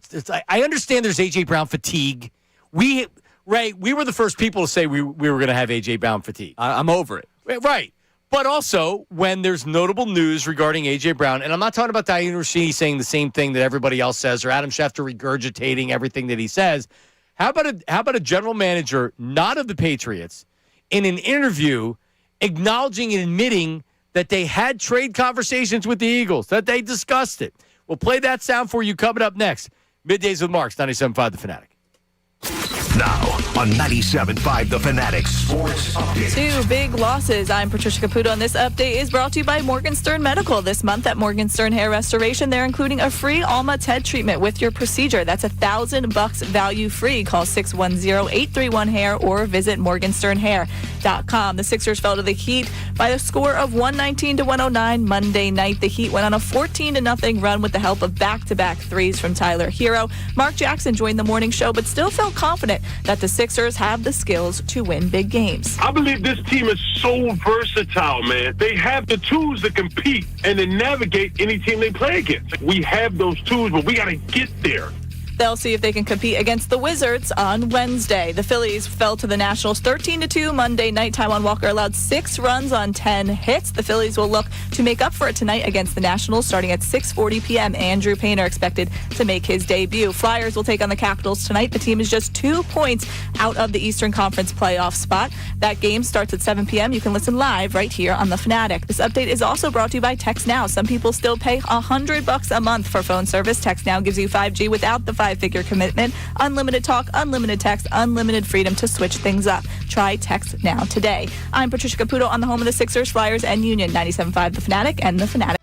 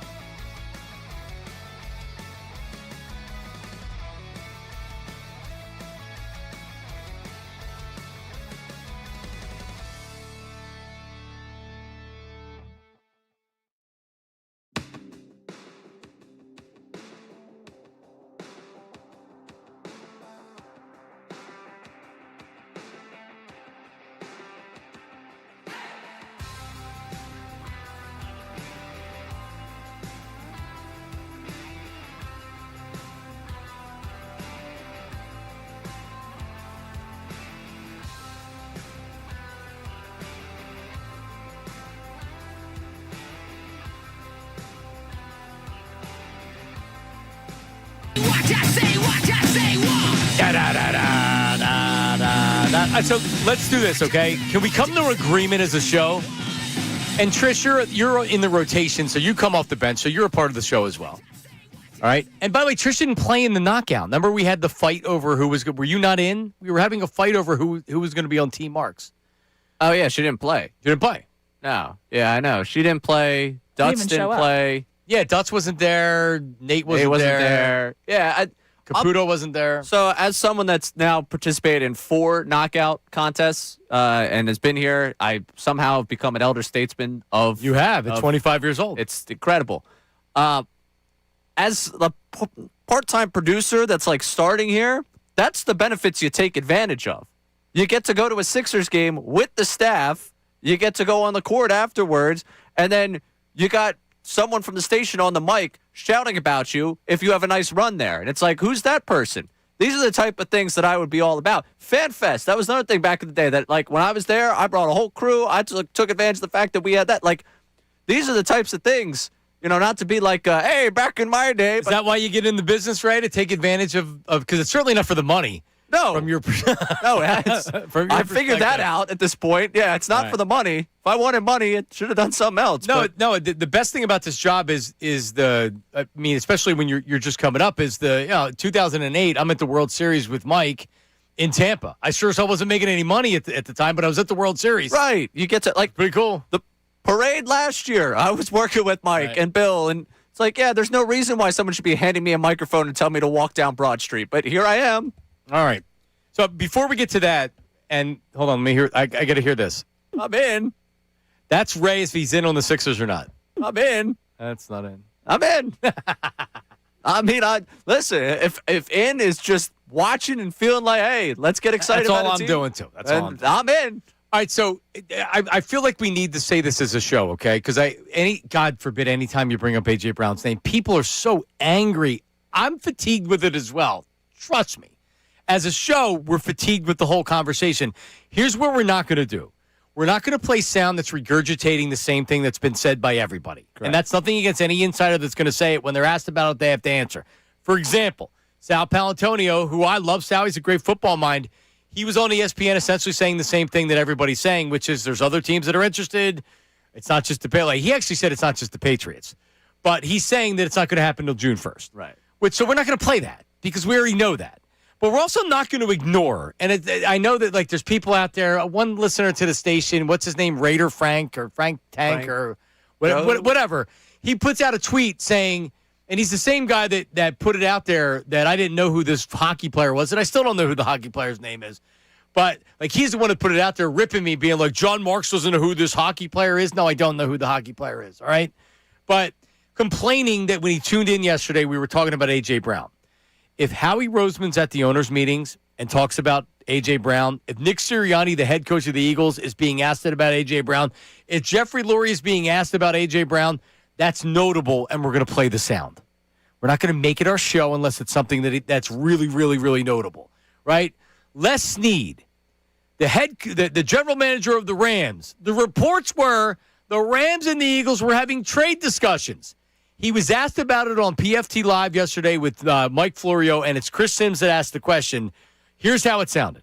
Let's talk about you guys being involved in maybe in the AJ Brown trade conversation. Right. How did that kind of shape up, and what ultimately led you guys to I think in that case we chatted with Philly. Yeah. Nothing worked out, so we moved. We moved the drill from there. Yeah. But there were talks. We had discussions. Didn't work out. That happens. We have a lot of those discussions. Yeah. Some of them get out into the metasphere, eco, whatever we want to call it. Yeah. Some of them don't. But that's one that did. So in other words, we have plenty of talks, but this one got out. But yeah, we were talking to the Eagles about potentially trading for A.J. Brown. Yeah. And he even mentioned that once that happened, they had conversations with Devontae Adams that, hey, listen, we're looking at some trades, and we're potentially going to be talking about trading you as well. They were honest with the player about it, and I'm sure the player appreciates that.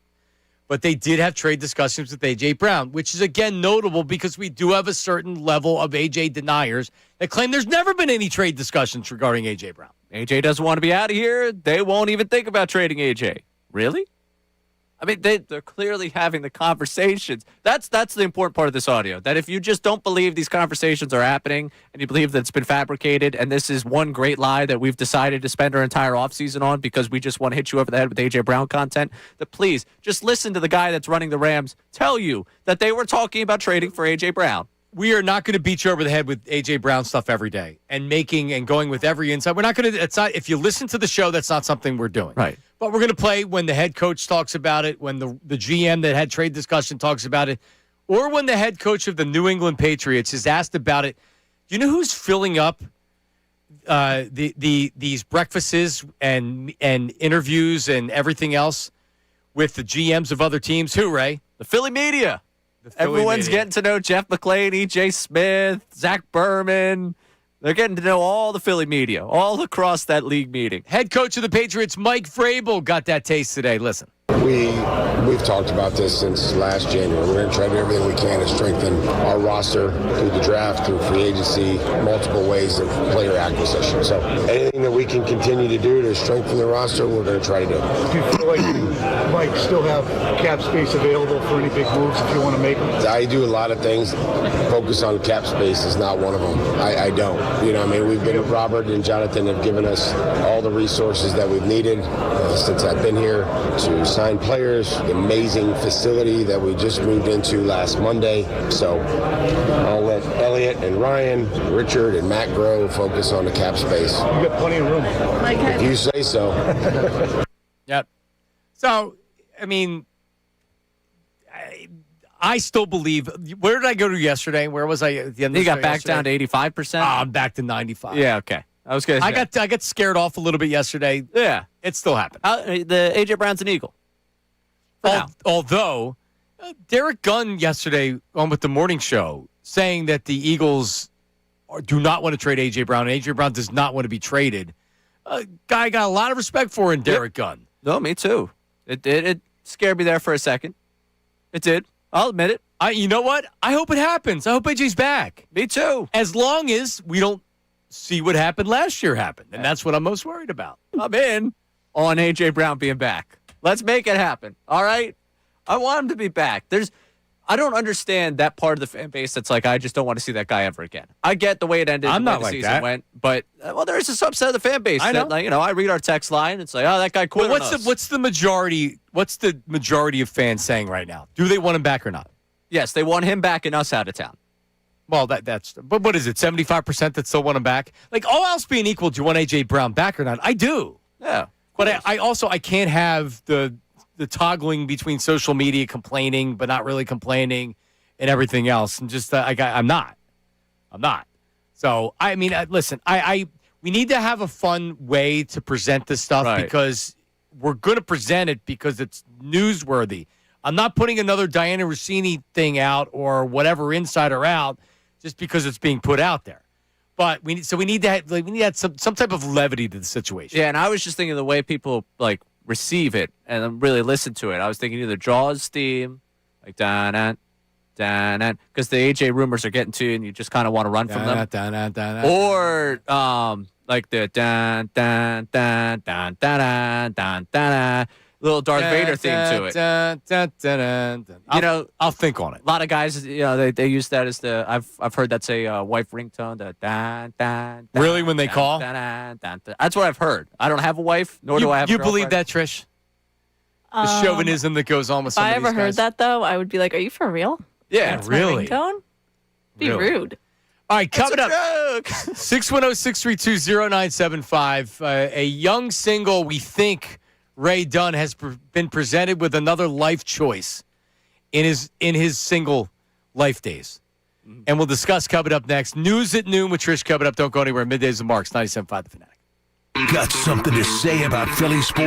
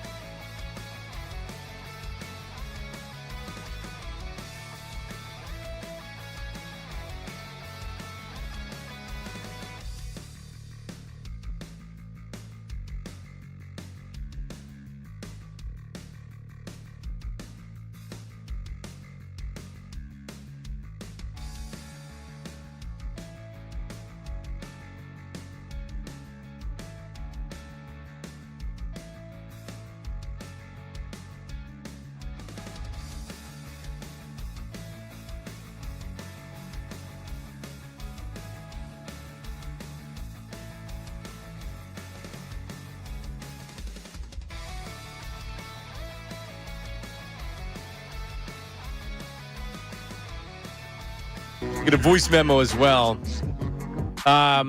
What's the other thing that I wanted to mention here? Oh, that one other thing on the Eagles here, Matt LaFleur. So when we say that the media has some coach that has nothing to do with Philadelphia, it has something to do with Philadelphia because Sean Mannion coached under him for the last 2 years. So now Matt LaFleur looks up and there's 5 Green Bay reporters and there's 100 Eagles reporters there. Now I remember the year that Andy Reid, his first year in Kansas City, there was 4 or 5 Kansas City reporters, and then there was all the Eagles reporters, which is 20 people. I don't think we realize, or maybe a lot of people don't realize, how big it is to be on the Eagles beat in this city and the amount of attention that it's paid to. And how big it is nationally to be on the Eagles beat. The Eagles beat is one of the most respected press groups it's the biggest across beat. the country. I would say it's the biggest beat. And when you say big, obviously the Jets are New York and the Giants are New York. The amount of time that is spent concentrating on the Jets or the Giants combined aren't what the Eagles are. Right. When you talk about talk radio or you combine everything, it's not. Maybe covering the Yankees? Yankees are certainly, yes. I'm trying to think brands that would be anywhere close to it. That's Yankees. Pretty much that. Mets, yeah, baseball in New York. Baseball in New York here. But baseball in New York is football here. Correct. And maybe baseball up Boston? No. But it's not that big. It's not big of a beat. I don't think people realize that, if you want to talk about, radio ratings as far as, they ain't happening up in Boston with EEI. It's not. And a lot of that is, not that anybody cares, but, the ownership isn't liked and whatever. The Phillies are big time down here, but the Eagles are king, for sure. Yeah. But Matt LaFleur said they were being asked about Sean Mannion, and he said his biggest thing that he's going to have to learn is how to deal with all you guys in Philly, he said with a laugh, talking about the media. Look at Patullo. His freaking house was egged. He's an offensive coordinator. This doesn't happen in other cities. If you ask an average fan who their offensive coordinator was in random NFL town, do you think they even know? Dude, I had a friend's son who is he 6 years old, 5 years old? He went to his first Eagles game, and he was over our house. It was around the holidays, and he's asking him about Patullo. And I'm like, what about Patullo? He goes, he sucks. He should be fired. It's like a 5-year-old. Anyway. But, yeah, that's how crazy we get. So I'm getting text now on my personal text line about Lakers in L.A., covering the Lakers. Yes, correct. Ricky Bo chiming in with the Dodgers. No. I would say Lakers out there. Lakers, yes, 100%. The Knicks beat is an interesting one to go to because that's another one of those brands. It's a big basketball town, too. I would say maybe if the Dodgers keep this role, I would imagine more is going to go, if they become the evil empire that they kind of seem like they are becoming, maybe it becomes like that. But it's just LA is such a different sports culture. The Lakers are the Lakers are the biggest thing in LA. The Dodgers are huge for sure, but there's no other side of negativity to the Dodgers. That's the difference. This is the Eagles. Being an Eagles fan, and it can be toxic. We learned that last year. The media can be toxic. Talk radio can be toxic. I'm putting it more on talk radio than I'm putting it on the beat. But seriously, Nick Sirianni's coming off a Super Bowl.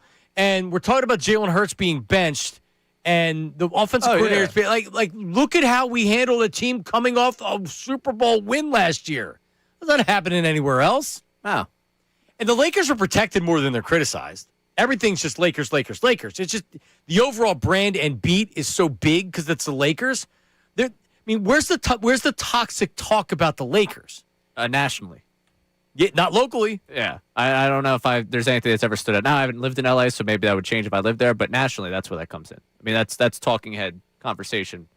It's pretty much who's going to lead first take, get up. The Lakers are a story that would lead it. Right. The Eagles are a story that would lead it. The Cowboys are a story that would lead it. The Knicks are a story that would lead it.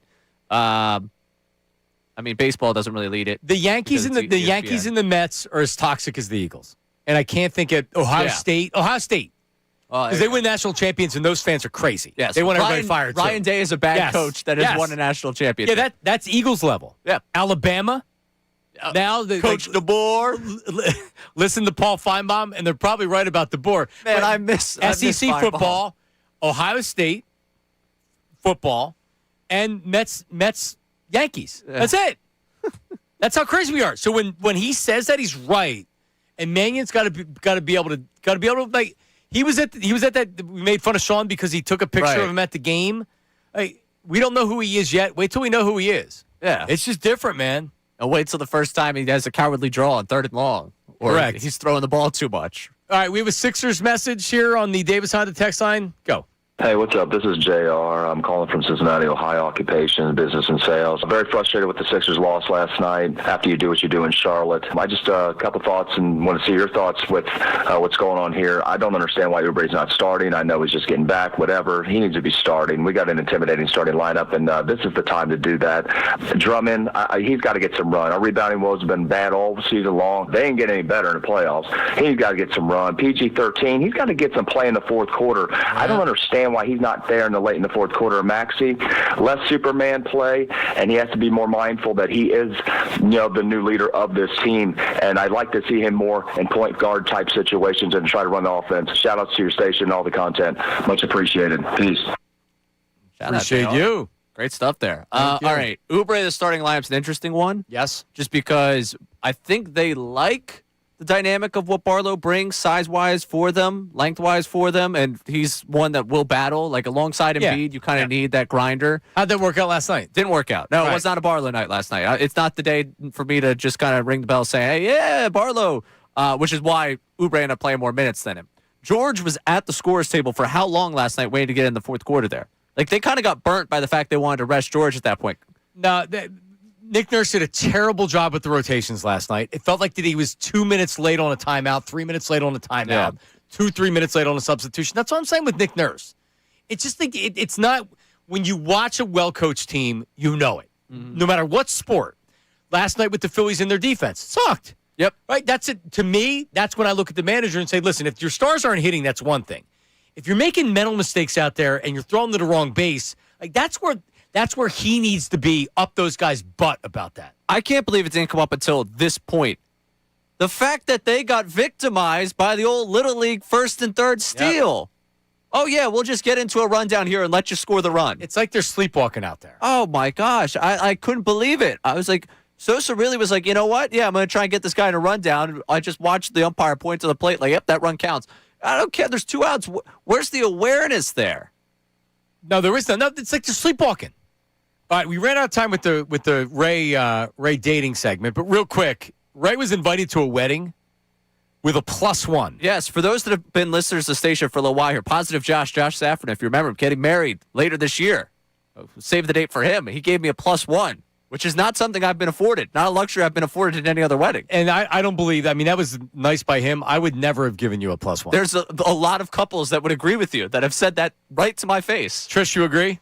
100%. Their weddings are so expensive. Yeah. And you know what? If you had a significant other, and between now and when the wedding was happening, I would extend the +1 to you then, because that's what I had to do with my wedding. So the interesting part of it is the table I'll be sitting at, I believe the +1 completes that table. So instead of sticking someone random, because it's like 6 of us that are like really tight from college that are all going to be sitting together, like he's the one getting married, and then it's 4 couples and me. So I think it's really just the fact the +1 rounds out the table. I really think that I ended up with a +1 because they needed the table at 10, and they were like, all right, we'll just throw one more person in. We'll get you a +1. That's more terrifying than the prospect of a +1. Don't even worry about it. We'll take care of it for you. That's more worrisome than being given a +1. No, you're going to get a +1 because we'll find something.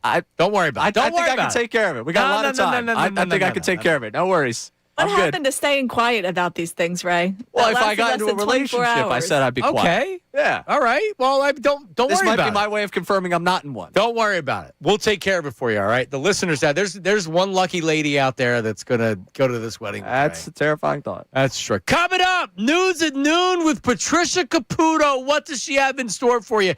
At least one story that I heard. Stephen A. Smith he's the worst. And more. That's coming up next. Middays with Marks, 97.5. Now on 97.5 The Fanatic Sports Update. 2 big big losses. I'm Patricia Caputo with your Fanatic Sports Update. The Sixers fell to the Heat by a score of 119-109 Monday night. The Heat went on a 14-0 run with the help of back-to-back threes from Tyler Hero. Mark Jackson joined the morning show and discussed the dangers on the team sitting at the 7th seed. I'm concerned because with that being said, like you get into the play-in, and if a team gets hot where they shoot 70% from three, then you back at home. So that's why I think it's so valuable that the Sixers get out of this play-in spot.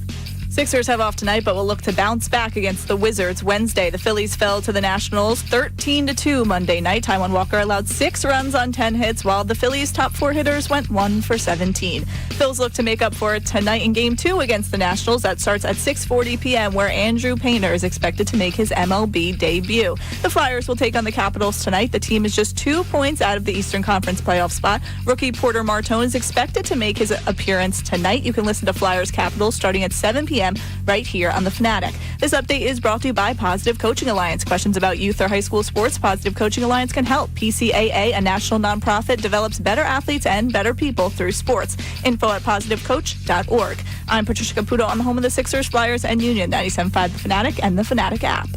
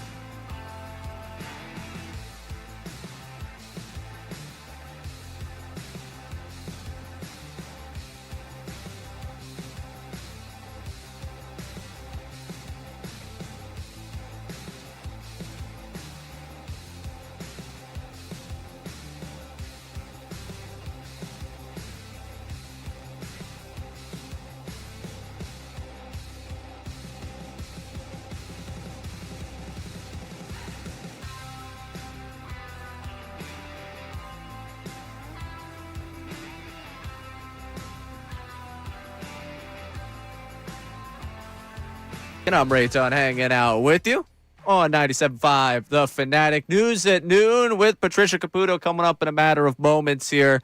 And we didn't even grade yesterday's news at noon, which I guess we've gotten away from. Give me a quick grade right now. Brutally honest. I'll be honest with you. I was so negative on everything else that happened yesterday that grading you on a curve. It was an A. It was an A yesterday. Okay, I'll take the curve. Yeah, everything else yesterday was so bad in terms of sports that News at Noon yesterday has to be an A. Johnny Marks. Why can't I figure out these break times? Very short break, top of the hour. Always? Yeah. Oh, no, only not. Well, if you want me to start giving away our trade secrets, but it's not every hour. Only 10 o'clock. That's the first hour of the show. We've extended that one, but second hour, third, fourth, yeah. All right. But it's all right. We play a lot of drops. Well, I was washing my hands and I hear someone yelling. I'm like, "Are we back already?" It's only 11:57. Yeah, we're back. We're back. Got to get back before that top of the hour. We're back and better than ever. Fanatic deal of the week: the Museum of the American Revolution. Huh? Buy one ticket to the Museum of the American Revolution and get one free. 2 tickets for just $25. Explore immersive exhibits. George Washington's original war tent. Experience the stories that build a nation. Its history brought to life. While supplies last, 975thefanatic.com/deals. Believe it or not, I would love to go check this out. Oh, me too. I love American. Like that. I love history. I love American history. I love war history. Yeah, I'm a nerd. So, yeah, I'd be in on that for sure. I love walking around Valley Forge. Yeah, it is pretty cool. It is pretty cool. Like, I understand not the real cabins or anything, but, like, still pretty cool to just think about, like, what happened. Yeah, are you a reenactor? Would you ever consider being a reenactor? No, though. With a bayonet?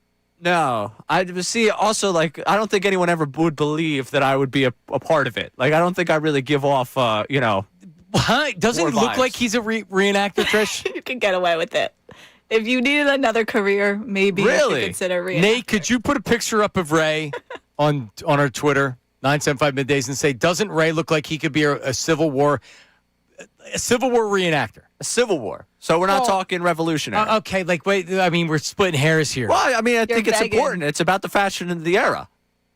You look more Civil War than American Revolution. Got it. You look a little more modern. You're 1800s, not 1700s. Makes sense. That checks out, yeah. Take it as a compliment. Yeah, well, of course. The War of 1812, maybe. We'll split the go in between. Now, see, I think that's a war that I could have been a part of.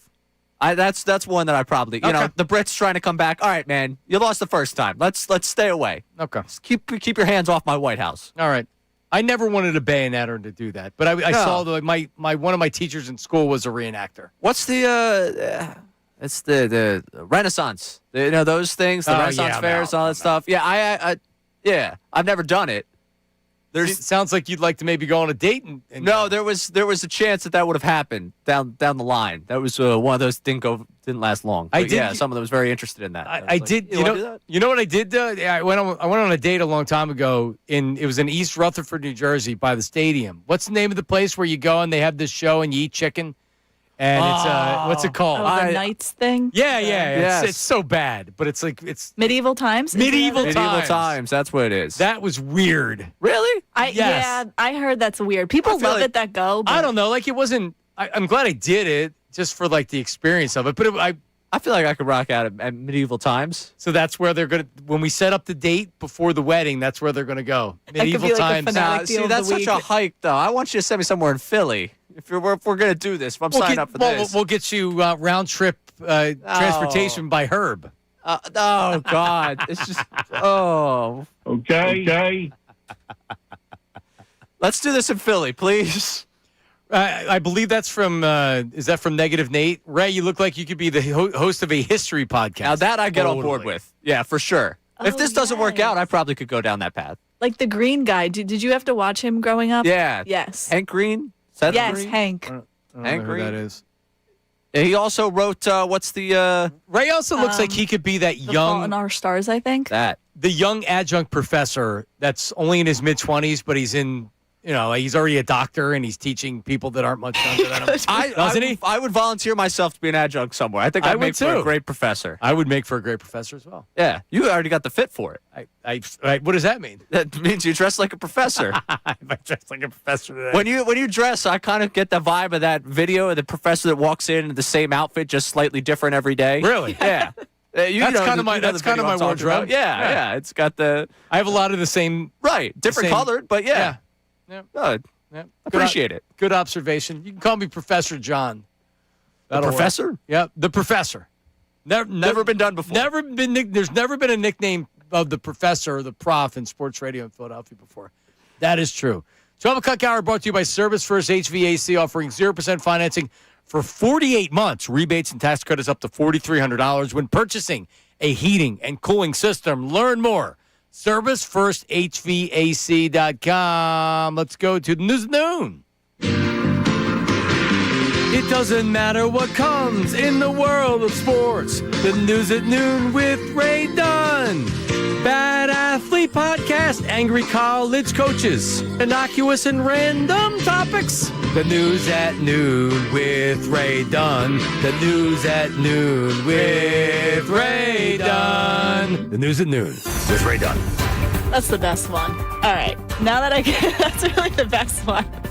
Okay, with that being said, we mentioned Stephen A, so let's start out with it because Stephen A was so not offended by Derek White unfollowing him that he decided to make a segment out of it on First Take. So I think what I was hearing, it was a very unwarranted message. Like, he just kind of stopped whatever question he was being asked, and he was like, just so you know, this happened. So take a listen. Wendy, I beg your indulgence for a second before I answer this question, both you and Shay. I woke up this morning and I had no idea. Actually, I shouldn't say. I mean, I woke up, but then I took the red eye back here.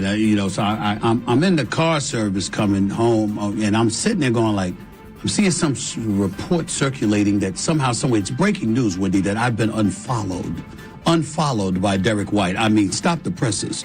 I just want to make sure that I'm clear about this, okay? I don't care whether an NBA player is following me or not. I don't care, how they feel in regards to what I care about is whether or not I'm fair. Oh my God!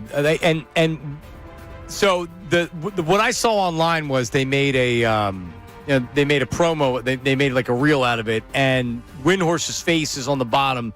And Stephen A. Smith, his face is on the top. Yep. And Windhorst literally, is there anything else in the world that he could care less about than what Stephen A. Smith is doing at that moment or saying? No, probably not. And he looks uncomfortable, and he looks almost like, why is this idiot talking about this right now? Well, Stephen A. knows what he's doing. He's starting another beef. He's programming his shows based on this, and when he's got so many hours of the day to talk, at some point you start building the content out based on you. Yeah, I'm Stephen A'd out, and as much as I had sent this to Trish, and Trish was like, "Oh, well, I already have it." Like I just because he's always going to be out there whether you play it or not, and like honestly, people like Stephen A. Smith. He's an entertainer. He's very successful. Like I would just tend to never see him again ever. Like, if I never saw him again ever in my life, I'd be perfectly fine with that. So I enjoy the theater of Stephen A., but it's become too much. It's too much. I agree. He's got like 6 different shows. And he's running for president, or he's not running for president. He makes so much money to run for president. It's like, I get it. It's all about you, all about you, all about you. How about for a second think about the viewer that literally, like, people watch it. I mean, who the hell am I to say anything about it? I guess people watch it. I don't know. All right, like, he's got an entertaining streak to him. Like, he's a very entertaining guy. He's very entertaining. It's very intelligent. More the issue that, like, it's now, like, it's everywhere. And he's just it's almost, I mean, like, for the amount of money he's making, that would be the retort to this, but it's almost pathetic that this is his life. That he's... Yeah, it's the money. I mean, he's making that much money. Yeah, but he legitimately is trying to pretend that people don't realize that he is offended that a basketball player unfollowed him. Because it's clear that he is.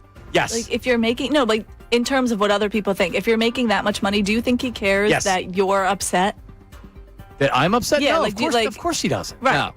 No. Of course he doesn't. He's now up there. Like, he views himself as an equal of Derek White. He thinks he's the president. I mean, let's... Yeah, maybe Derek White. Not an equal of Derek White. Greater. He's the equal of Jason Tatum. His ego right now is he thinks he may even be above LeBron James. Yes. Well, that's a good point. But certainly about that a Derek White, who's a really good player, makes a lot of money. Stephen A. Smith's career isn't going to be over. I mean, at some point it's going to be over, but he has more longevity than a basketball player. Yeah. He thinks he's bigger than most of these players, and you know what?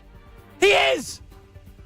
That's fair. If you went on the street and gave people a picture of Derek White or Stephen A. Smith, they probably don't It's easy. It's easy. It is. Yep, it's fair. easy. Fair. It is very true. Okay, moving on, because there is some drama in college lacrosse. So a Big Ten color analyst, Mark Dixon, was calling a game and decided to kind of share some thoughtful words about what Maryland lacrosse star Leo Johnson should say during games instead of trash talking. Leo Johnson, recognizes a little bit of time, puts it in, and then look at him barking at the Michigan defender. It's unnecessary. You made a play. You stuck it in the back of the cage. You're 3-4, Leo. Just go back to the face-off and make the next play. Matt Rambo never behaved that way. Oh, man. Jared Bernhardt, Logan Wisnauskas, all the greats from Maryland never behaved in that fashion. Leo Johnson needs to drop that from his game. So who is it? Was it the commentator? Yes. So he is commentating the game. So Leo Johnson doing his thing, and then he starts talking with the opposing player. And then Mark Dixon just freaks out, like, how dare he do this? And he must see him do this all the time. Well, so the analyst is sees the talking smack and just kind of goes, because I know Mark Wisnowski never did that at Maryland. I agreed with that. Yeah. Yes. He was a transfer from Yale, Leo Johnson. I did a little bit of research. So was at Yale, now at Maryland. So, yeah, it made a little bit more sense. Those Ivy kids gotta behave, you know? Like, you can't be talking trash. Really? Did you see the video? No, I didn't see the video, didn't but either. Just hearing that, that's something where you mute, to be honest with you. Like, what is that? It wasn't that bad. Mark Dixon. Okay. I didn't hear what he was saying, and maybe Mark had more intel than I did, but I kind of just saw the kid just trash talking a little bit and then went on. Yeah, this is a guy that is I guess, a Maryland native, lives in Maryland now, played for Johns Hopkins. I've done the Mark Dixon deep dive here. I don't think he has anything against Maryland, or maybe he does have something against Maryland as a Johns Hopkins. Whatever it is, stop. Just let the guy draw. Like, in the 21st century, we've decided that, trash talking is not fun? Like, hey, everyone does it. But you know what I say? Give your opinion. Give your opinion on what you think. If you think it's too much and the team's 3-4, like, it seems like that's what he wanted the player to say back to him. That if he was out on the field, that's what he was said back to him. Like, hey, why don't you shut the bleep up? Your team's 3-4. Yeah. Shut up. You just scored a goal. And I respect that. I respect that. Don't get off my lawn for me. Right? Like, I can sit here and not say a lot about Joel Embiid and the baiting for fouls and the flopping all over the place. When I see it, everybody else complaining about it, I'm not disagreeing with it. He's a 76er. Yeah, well, we could go into that conversation deeper. Okay, we will. Yeah, and I don't think it was even against Maryland. More maybe beef he has with Leo Johnson. Oh, man. And maybe the game of lacrosse. Maybe that's what it is. Top five current beefs in sports, that's number 3 on my list. Derek White, Stephen A, number 4. That number 4, correct.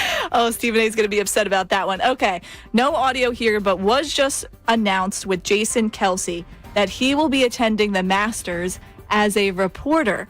So he will be there and serve as the on-course reporter during the Masters Par 3 contest, which will be held next Wednesday. Oh, so it's not because I was going to say they're allowing Jason Kelce, and that's the news at noon. For now, it's not the Masters. Good stuff. Right, but if the actual tournament, Jason Kelce being the reporter for the tournament, I would have been floored if they allowed that. Because the Masters, no fun. No fun. You had to be very buttoned up. Don't speak too loud.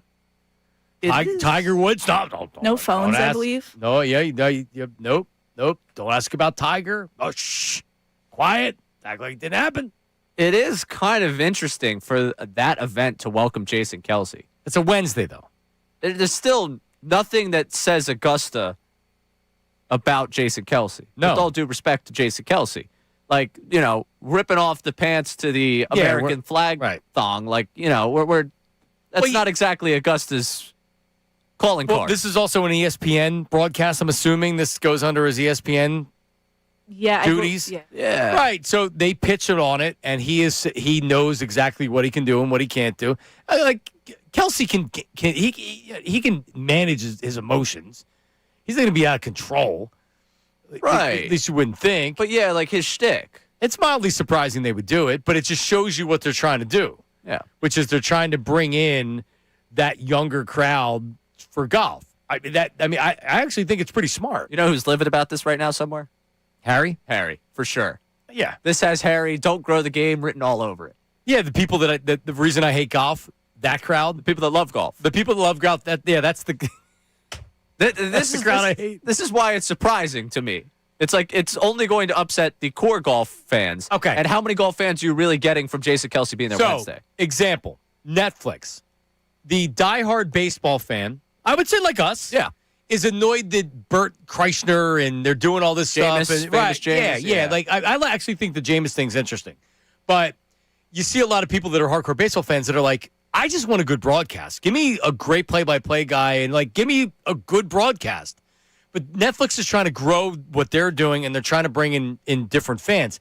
Is it going to ultimately work? I don't think so. Baseball is baseball, but it's worth a shot. The fact that they were able to make this happen and put Kelce as the reporter, even at Augusta, even if it's not the actual Masters, pretty amazing. Yeah, I mean, good on you for trying something. It's just something to me that, like, all right, yeah, you could go try Kelce on a Wednesday at Augusta. The match just doesn't get there for me. Maybe it's because McAfee would be too bro-y that they just settled on Kelce, or it was like, we're not going to go all the way to the bros here with McAfee. We're going to give him just a little bit of, on the bro scale here to Jason Kelce. It's just a little it's not exactly what I anticipate from Augusta. Do I expect in 2 years Kelsey's going to be whispering on the course? Jim Nantz, move aside. Let's send it to Jason Kelce on 17. The hushed talking. No, that's not going to happen. Yeah, we send it to Jason Kelce on 17. Hungry dogs run faster. He's got a Happy Gilmore crowd around him. Is he going to be dressed as a mummer on the course? Is his shirt coming off at all during Augusta? So how about the Davis Honda text line for golf fans out there? 610-632-0975. What do you think about it? 610-632-0975. I love it because A, I'm not going to be watching, and B, I don't like golf. So I think it's interesting from the standpoint of the PGA and ESPN doing it. It's smart. Jason Kelce can control himself enough to where he's not going to embarrass the network or himself at Augusta, right? They're not going to put him out there for the regular tournament. That would never fly. Right. You know how stuffy they are down there. Kelsey's not going to, oh, no, you need to make sure you have the right reporter. Yes. But anyway, I think it's a really, really interesting. It's a smart move by ESPN. There you go. Look at that. What a sentence right there. There you go. I was just ripping ESPN for Stephen A. Smith. Now I can say it's a good thing. We got plenty of, we want to talk about not smart decisions. People still live in our text line from the Phillies earlier. Really? Yeah. Well, let's talk about it. Because the Phillies are back at it tonight. Andrew Painter, they're relying on a 22-year-old to stop the bleeding, right? Mm-hmm. You were at the game last night. You were at the first 4 games of the season. Correct. You're going to be at the game tonight. I will not be at the game tomorrow. 5 for 5 at the game tonight, and you've watched some bad baseball. Some horrid baseball. And today doesn't, it felt like Bryce Harper was the lead yesterday. Yeah. And for us, we talked about it on Friday, and a lot of people were up in arms, like, attention with Bryce Harper. All right, hot take radio. Were we vindicated with that conversation now? 48 hours later, he's being booed at Citizens Bank Park. How about that boo, too? Yeah. But last night it wasn't the noticeable Bryce Harper boo. There were some boos. Yeah, I heard the boos. It was more of a smattering than when he struck out. I think everyone was kind of like just... Everybody was getting booed last night. Cooked it at that point last night. Like the fan base, honestly, the juice there, and I don't blame anyone, when they're down, 7-0 at that point? Like, they're down 5-0 within 2 innings. Like, it's like, all right. Yeah, I don't blame you for just kind of going mute and being like, all right, well, where's the biggest beer I can find, and someone go get me a hot dog. Like, right. I'm just going to sit here. I'm now here to socialize. There were people that were making their way to the exits quite early last night. And I don't blame any of them. I left in the 9th inning. I never leave. All right. Like, that's just, it was. You left in the 9th inning? Yeah. You waited to the 9th inning? Well, I was curious to see what they were going to do pitching-wise in the 9th. Like, if Dylan Moore was going to come into the game, I wanted to see. And Jose Alvarado was coming in. I was like, all right, I can see Alvarado, and then he couldn't throw a strike. And I was like, you also don't have a long drive home, so you're. Oh no, I'm subwaying it back anyways. So, yeah. So you're not worried about that. I guess I'm always concerned. Oh yeah, you didn't even go home. Well, I wanted to watch the end of the Sixers game because that was going to cheer me up. 6:40 start time for the game tonight. Last night, you barely got in. I thought I was taking my daughter to soccer. My wife ended up taking her, so I watched from the start. But I saw a lot of complaining about the 6:40 start time last night. It's horrible. It's really not.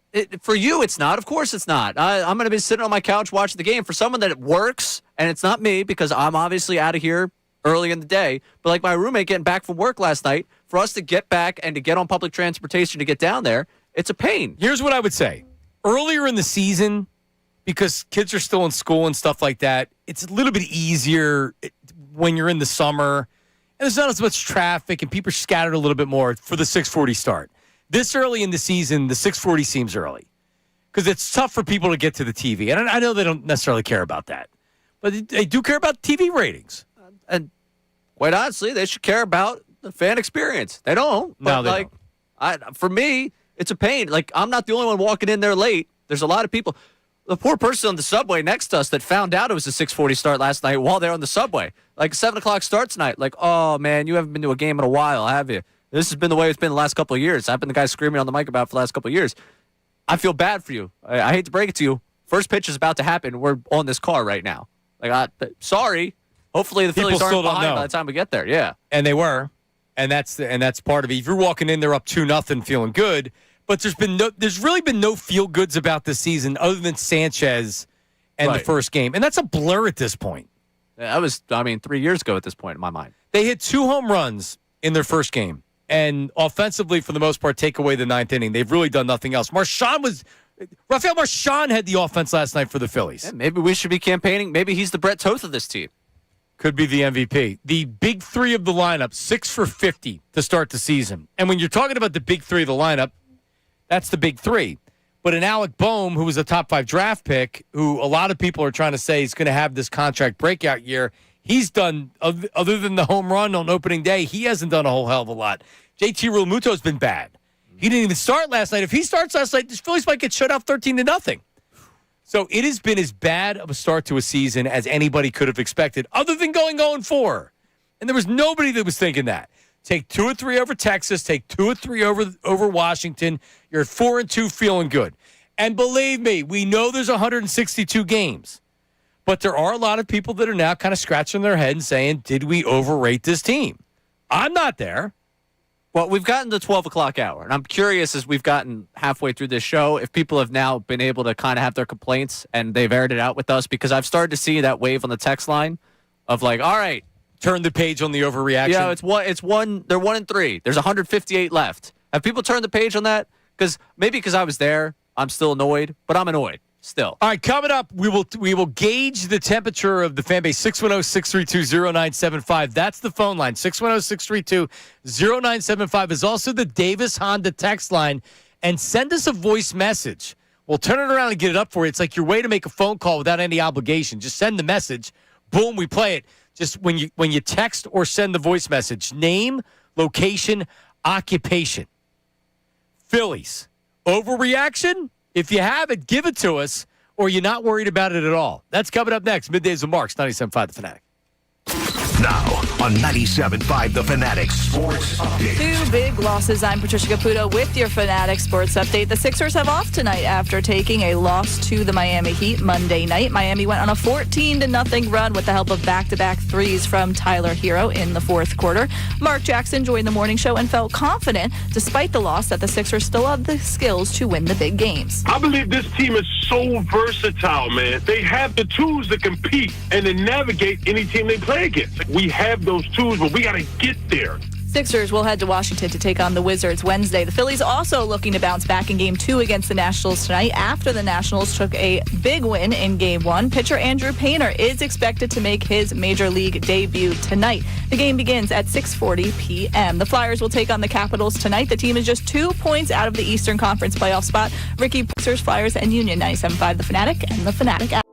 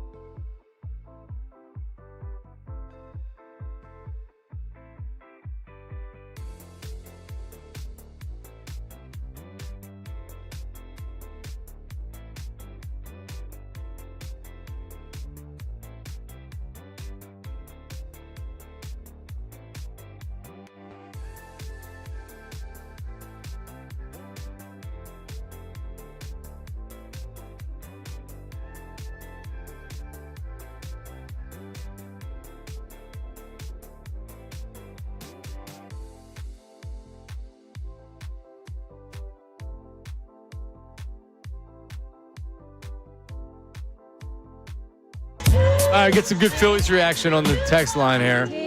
As I went all in on tonight, the Phillies are not losing this game tonight. I am confident on it. Now, if you stayed at home tonight, both Bill Colarulo and I would both be much more happy. But you're going to be selfish and go down to the game. So fine, go down to the game. That's fine. But I have went Phillies over on their run total 5.5 and Phillies money line tonight. You know, the most disappointing thing about working with you is this alliance that you formed with Colarulo. It's really obnoxious. I got to get away from him for how long before then you're here. We have a great time starting this show, and then you just developed this alliance with Colarulo. I had the alliance coming in. I haven't backed out. I haven't picked on you. No. This was independent. I said the same thing. You're like, Colarulo was saying the same thing. Yeah, no, I know. It's just it's tough. It's tough to watch. But Trish, let's be honest, and I think most of the people out there are agreeing with us. Ray has been to every game this year. Not a great start to the season. He doesn't play on the field. We understand that. But I'd feel better if he just stayed home tonight. Put him at the plate. Why not? Yeah. At this point, you might as well. Think you could go 1 for 17? I'll be the one that pitches the ninth. They may need that. I'll be cool to do that. If we have another game like last night, call me out of the bullpen. Andrew Painter on the mound tonight, making his debut. Porter Martone making his debut for the Flyers tonight. How about that? 19-year-old. Mertitas is in tomorrow, so we'll talk a lot about him making his debut. And the Flyers, they get a win tonight. They're very much in the thick of the playoffs. So it should be going to be a good night to watch both those teams. Yeah, my friend tonight was like, you better believe we're going to have the Flyers streaming sitting right behind home plate. Well, we got the stay room only, so we're getting there early so we can get, I want to get the shape of that fastball. I want to see all of Painter's stuff working early on in this game. He and P.J. Poulin. What a matchup. Yeah. Just what you were dreaming about when you got the tickets. Well, P.J. Poulin and Painter. I was dreaming of Painter's debut. Because now I'm going to be able to say that I was at Crawford and Painter's debut. So that's good for me. I mean, we've been very positive on Painter. He had a really good spring training. His stuff, they altered what he was doing a little bit, and you saw real results. The command was a lot better. Everything was great during spring training. Nothing has seemed to work out. No. And it was a good spring training. It was a good spring training. It was a good spring training. Yeah. He's a good pitcher. He is a good pitcher. We need him good tonight. If I get 5 solid out of him, I feel 2 runs. Good. 5-2? Yeah, that works for me. But this game gets won tonight with the offense. It has to. And that's what I need. I need the offense I don't need them to score 20 runs tonight. Putting up 6 or 7 runs would be pretty good. So, lefty on the mound, Poulin, who's never started a game before. So, you imagine it's not going to be we imagine the last start wasn't going to be a lengthy start for him, but you would imagine it's not a lengthy start. Is this a night where you start Stott and Marsh because you believe that you're going to be able to get that lefty out of the game and that puts your best lineup forward for the Phillies? I think maybe you leave Kempen left and you start Crawford. Last night you gave, and maybe that's why he did it, last night you gave Crawford the night off. Maybe he didn't want him to go up against 2 lefty starters in consecutive days. I guess that would make sense. Stott's got to get the start tonight. No doubt about it. Yeah. I don't care if it's left. Sosa had 2 games. He had the opportunity in 2 games, was not good. Defensively, he hurt you. Well, and that's the thing. I would probably lean to starting both the lefties tonight against the lefty opener just because ultimately it gives you your best defensive alignment with a young pitcher on the mound. Give him every opportunity to collect outs, gain his confidence. And, hey, listen, it's not like I've seen the right-handed bats that are in for both Stott and Marsh rip the cover off ball so far. Right. Marsh had 2 hits last night. Give him the opportunity. He'll be lower in the lineup. Maybe if you get to pull in early, he only sees him once. Like, it's on these top guys. It's on Turner, Schwarber, and Harper to actually put some pressure on this guy as an opener and try and get him out of there early and let the rest of the lineup do their thing. Agreed. It's an opener on the Nationals. You're telling me this lineup shouldn't be pounding him in the first inning or 2? Like, come on, guys. Black Gritty from blackgritty.com. So if people don't know, Ray, and we're just starting it out, but Philly Baseball Talk is going to be the digital component with how we cover the Phillies on 97.5 The Fanatic, led by me. Caught it on Sunday. I hope to have you involved. Love to be involved. Black Gritty was a co-host. He was on with me on Sunday. Maniac Malloy from Bet Parks, other hosts on the station. So we'll do post games as I did on Sunday. If they lose tonight, I'm going solo post game. I might check in on the walk home. Black Gritty from blackgritty.com joins us. Black Gritty, how are you? They better not lose tonight, right? You go be there front and center, okay, brother? Thank you. You deserve to be there. I appreciate Painter, that. the crowd's going to be juiced up for this kid. I've been waiting, it feels like my whole life, to watch him pitch here at home. So I know for a fact everybody's going to be watching, going to be hyped up. But we're done with the just clap to be clapping. Now everybody get booed. Bryce getting booed. Schwarber, everybody can get booed right now because guess what? For the last, 4 years, we've been in Sixer mode. World Series, lost. Like, we keep going backwards. And the regular season, I can't win it all in March, guys. But you know what? I want to feel good. We were supposed to beat up on Washington. And you go out there and don't do nothing, and everybody on Twitter, Walker. What did he do at the plate? I didn't see Walker at the plate. Did you see Walker at the plate? Nope. I mean, it was just embarrassing yesterday. So, Painter, come out there and do something to make me feel good tonight, and let's get it going. Because right now, I love when the city's on fire. This is the Philadelphia I grew up with. The Eagles won the Super Bowl. We've been too nice for the last half a decade. It's time for the pitchforks to come out. They need to know we got the fire underneath their bus. Go out there and enjoy yourself, Ray Dundee. You done. I'll talk to you guys. Have a great day. Appreciate that, Black Gritty. Black Gritty, thank you. Needed that. Yeah, it was 7-0 before you really blinked your eyes last night. Yeah. Well, that was the thing. My buddy turns to me as we scan the tickets and we look up at the TV screen. It's 2-0. Like, you sure you want to do this? Oh, we came all this way. Might as well watch what Taiwan's got for us tonight. Yeah. It's terrible. First inning, worked a 3-2 count after falling behind 0-2. Trey Turner flies out. Kyle Schwarber strikes out. After that, again, 3-2 count. Struck out swinging. And then Bryce Harper flew out. So it was, and that's after going down 4 runs. See, that's where you need to come out as your offense, and you need to say, okay, we're not going to let it snowball. We're going to get a couple back right here, and instead they go down 1-2-3. Second inning, Washington comes out, they score a run, then you go in, boom, ground out. Garcia gets a single. Like, hey, Adolis at least is showing up. And then fielder's choice, Kemp single. So now you have 2 on, and you have 2 out. And Brandon Marsh, who Rob Thompson elected to start tonight, and not Crawford, and he's in center field, and his defense cost you later on. Kemp got a single, extended it. You have a runner on third base. To get anything at that point, a single to get a run home, at least it's like, okay, we got one back. Let's chip away. And he flew out. And it's just like unfortunately, and it's strike 1, foul ball, strike 2, foul ball, fly out. To where that's Marsh not working the count, up there swinging. And that's it. And that's the inning. So now, and then it goes from there. They score 2 more runs in the bottom of the top of the third inning. And I mentioned earlier in the show, that was the point where I turned to my buddy and was like, yeah, this is the only time you're going to hear me say this season. But 8-hole, I'd rather JT be up there. Like, I would have rather, and I get it. He got the night off. Marshawn ended up being the reason they got 2 homers there, or got 2 runs at all with the home run. But with Marsh against the lefty, the approach right there was, I have guys on base. I need to do something. Attack. You saw it. He got deeper into counts earlier in the game. It wasn't just against lefties. Now, he's going to come after you because you're Brandon Marsh. You're not Kyle Schwarber, but he's in attack mode. Now, I can guarantee you from where I was sitting, that third pitch that he fouled off was above the zone. But he's so much, I have to get something done here. Well, I mean, yeah, exactly. And it's not going up there trying to work an at bat, not trying to get the best pitch. It's just firing away. And that was disappointing to see because you don't love his approach against lefties. This isn't a secret. The book's out on him. There's a reason why Otto Kemp has a job with this team right now. It's because they don't believe that Marsh can hit lefties. And that's not a secret across Major League Baseball. No, that's just what he is at this point. Right. Then they go down 7-0, and then it's Marchand ground out, Turner strikes out on 4 pitches, and then Schwarber flies out. And by that time, I think I was already out. I was already watching the Sixers at that point. What got me was, I think, the 5th inning. When it was 7-2, they had 2 on and Harper up. And he got out there, and it was like, all right. The chance of you coming back. And it was a ground out. Yeah, they ground out to short. Schwarber got a hit by a pitch. Hit by a pitch after Turner doubled. And you had 2 on, 2 out. And it's like, all right. Rally. Give me the moment, Harper. And he ground out.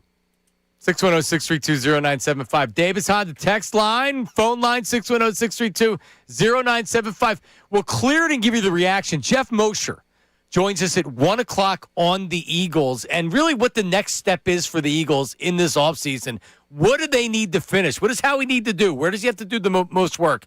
That's coming up next. Middays with Marks 97.5 The Fanatic. Let's talk about my garage floor. Talk about your garage floor, getting it done. Do the homework. You know where you're going to find Comer and Cross, C-O-M-E-R, cross.com. So if you have the cracks, the pits, the holes, everything else, and stains. My garage floor has stains all over the place. A lot of companies will just coat over your existing floor and say, how's it look? See ya. I'm out of here. Comer and Cross doesn't do that. They actually repair the cracks, level everything out. They prep the surface the right way. You know why? Before anything goes down, it has to be perfect. That matters because you want to get this done once and you want to get it done right. And they have a full trained crew. There's no subcontractors with Comer and Cross. All right, they walk you through the entire process. In most cases, they're in and out in just one day. And the finish, I'm bearing the lead here, folks. The finish looks like a showroom, and it's built to last. When you pull into that driveway, you pull into that garage, and you put it up, you're like, damn, that looks good. No chipping, no peeling. So, yes, the place to go if you need your garage floor done, and it needs to be done, is Comer and Cross. Their phone number, no obligation. Check it out. It's worth checking out. 1-800-NEW-FLOOR. 1-800-NEW-FLOOR. The website. Check it out. ComerCross.com. COMER Cross.com.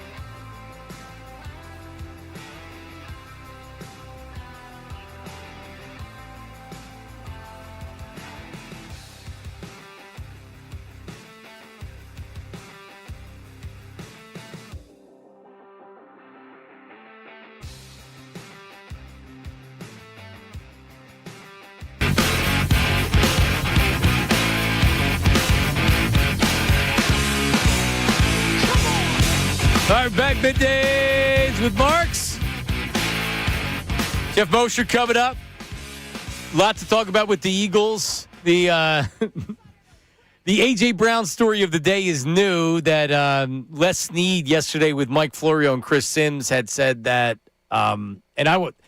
Can you tell that the beats like a Zach Berman, like Mosher, they're fatigued with the A.J. Brown stuff because they know nothing's going to happen anytime soon, and they're tired of talking about it? Yeah. I almost felt bad asking Zach Berman yesterday. You got to. He understands that. Yeah, he gets it. But I feel like there is like a step back off the take, like, yes, what we talked about with someone else a week ago or 2 weeks ago, as I told Kincade and Salciunas 3 weeks ago, as I told Unfiltered, as I told you, like Mosher every week, as we spoke about last week. So we will not talk about that, but Les Snead did say, the GM of the Rams did confirm that they had trade talks with the Eagles regarding A.J. Brown. He flat out came out and said, yeah, like we talked about it.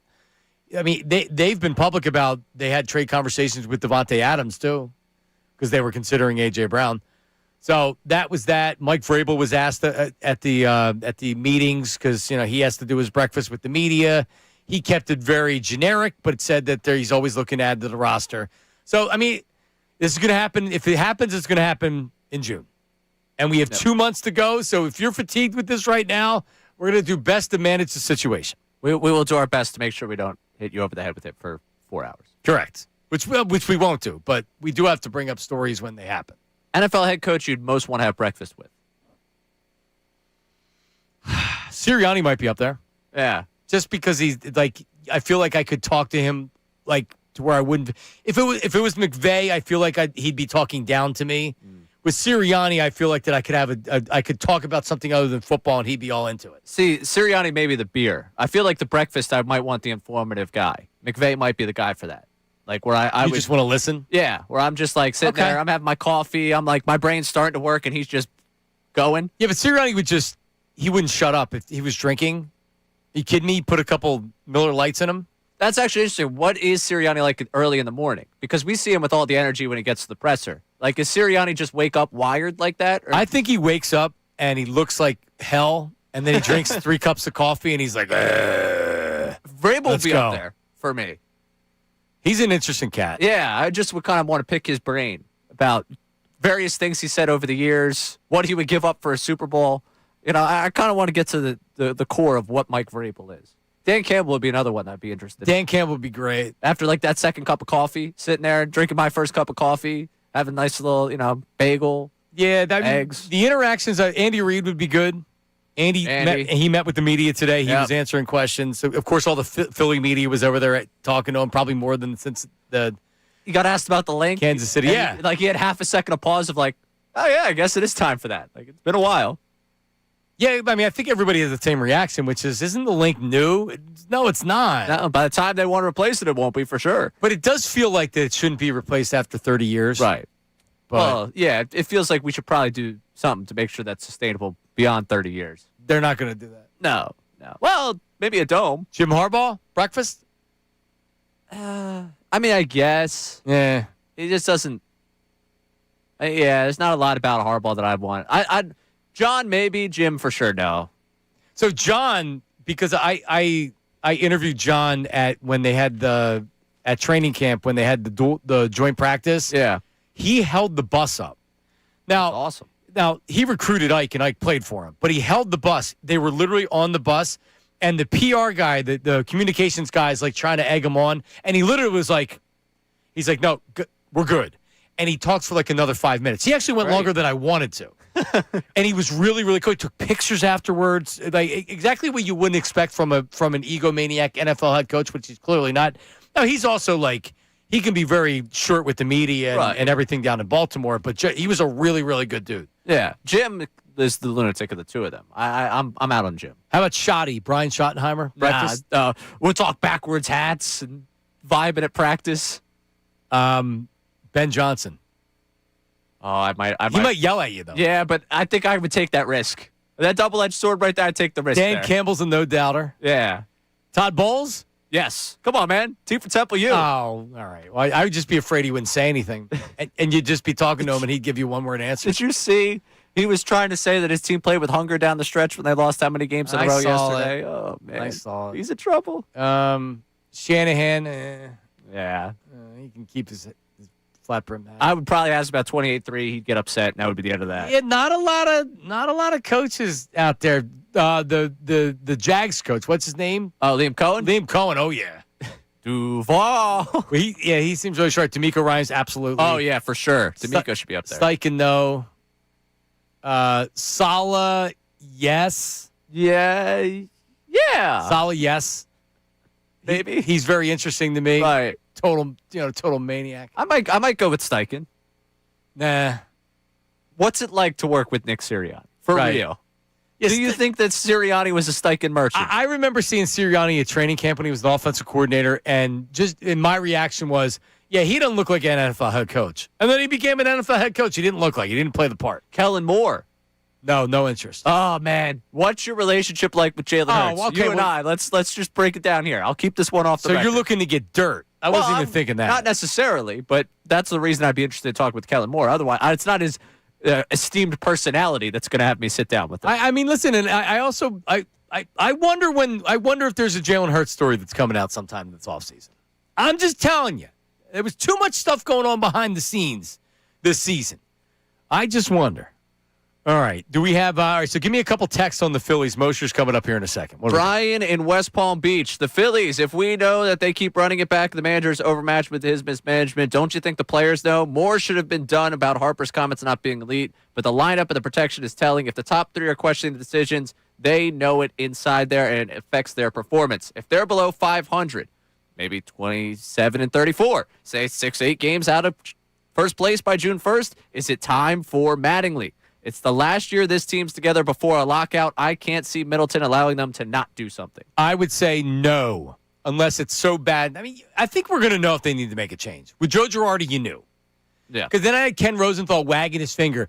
Oh, so firing Joe Girardi is going to mean that the bullpen's suddenly going to be great? He was wagging his finger so bad. I remember that story in The Athletic remember? It was yesterday. And you know what my reaction was, Ray? Hey, Ken, I don't know if you've noticed over the course of sports history that sometimes making a change within a team actually changes the dynamic of a clubhouse or a locker room, and it can help. And it did. So, man, where is this? Firing Joe Girardi won't fix all the Phillies' problems. And it did. Now, I believe moving on from a manager or a coach can be helpful. I don't want to get there yet. I'm honestly not really worried about the Phillies, and I'm not worried about Bryce Harper until I am.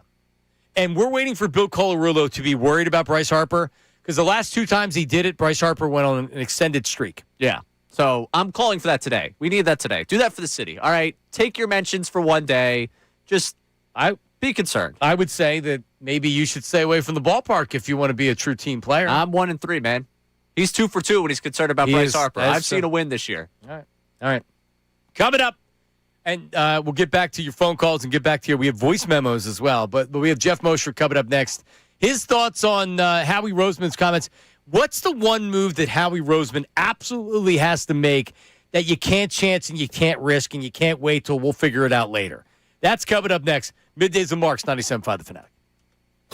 Now on 97.5 The Fanatic Sports Update. 2 big losses. I'm Patricia Caputo with your Fanatic Sports Update. The Sixers have off tonight after taking a loss to the Heat Monday night. Miami went on a 14-0 run with the help of back-to-back threes from Tyler Hero. Mark Jackson joined the morning show and discussed the dangers of the team sitting at the 7th seed. I'm concerned because with that being said, you get into the play-in, and if a team gets hot where they shoot 70% from 3, then you back at home. So that's why I think it's so valuable that the Sixers get out of this play-in spot.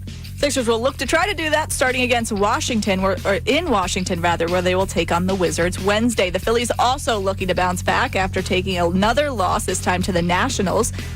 The Nationals took the game Monday night, but tonight, pitcher Andrew Painter is expected to make his MLB debut. That game begins at 6:40 p.m. Flyers also have another big game, this time against the Capitals. The team is just 2 points out of the Eastern Conference playoff spot. Rookie Porter Martone is expected to make his debut tonight. You can listen to Flyers Capitals starting at 7 p.m. right here on the Fanatic. This update is brought to you by Mothers Against Drunk Driving. For victims of drunk and drug driving, your grief is unique, but you are not alone. You always have a place at MAD. Call the 24-hour victim helpline at 877-MADD-HELP or visit mad.org. I'm Patricia Caputo on the home of the Sixers, Flyers, and Union, 97.5 The Fanatic and the Fanatic app.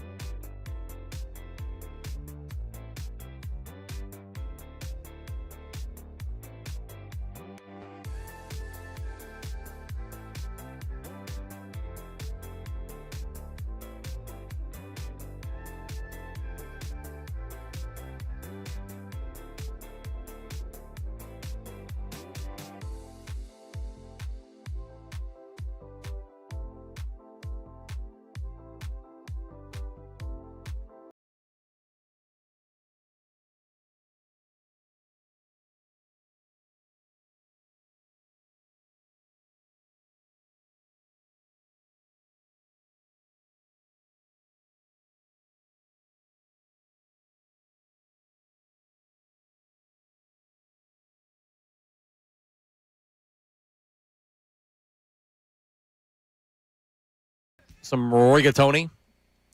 It's good smelling. Yeah, it's lean cuisine. I didn't make it. Yeah. Oh, it smells good. 2 for $5.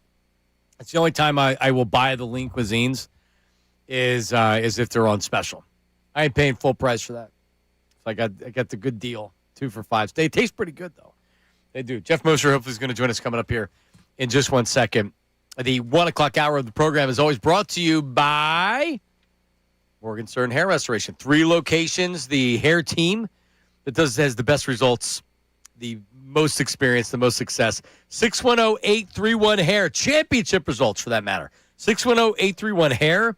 Morgenstern Hair Restoration. Morgensternhair.com. Check them out. Owners meetings.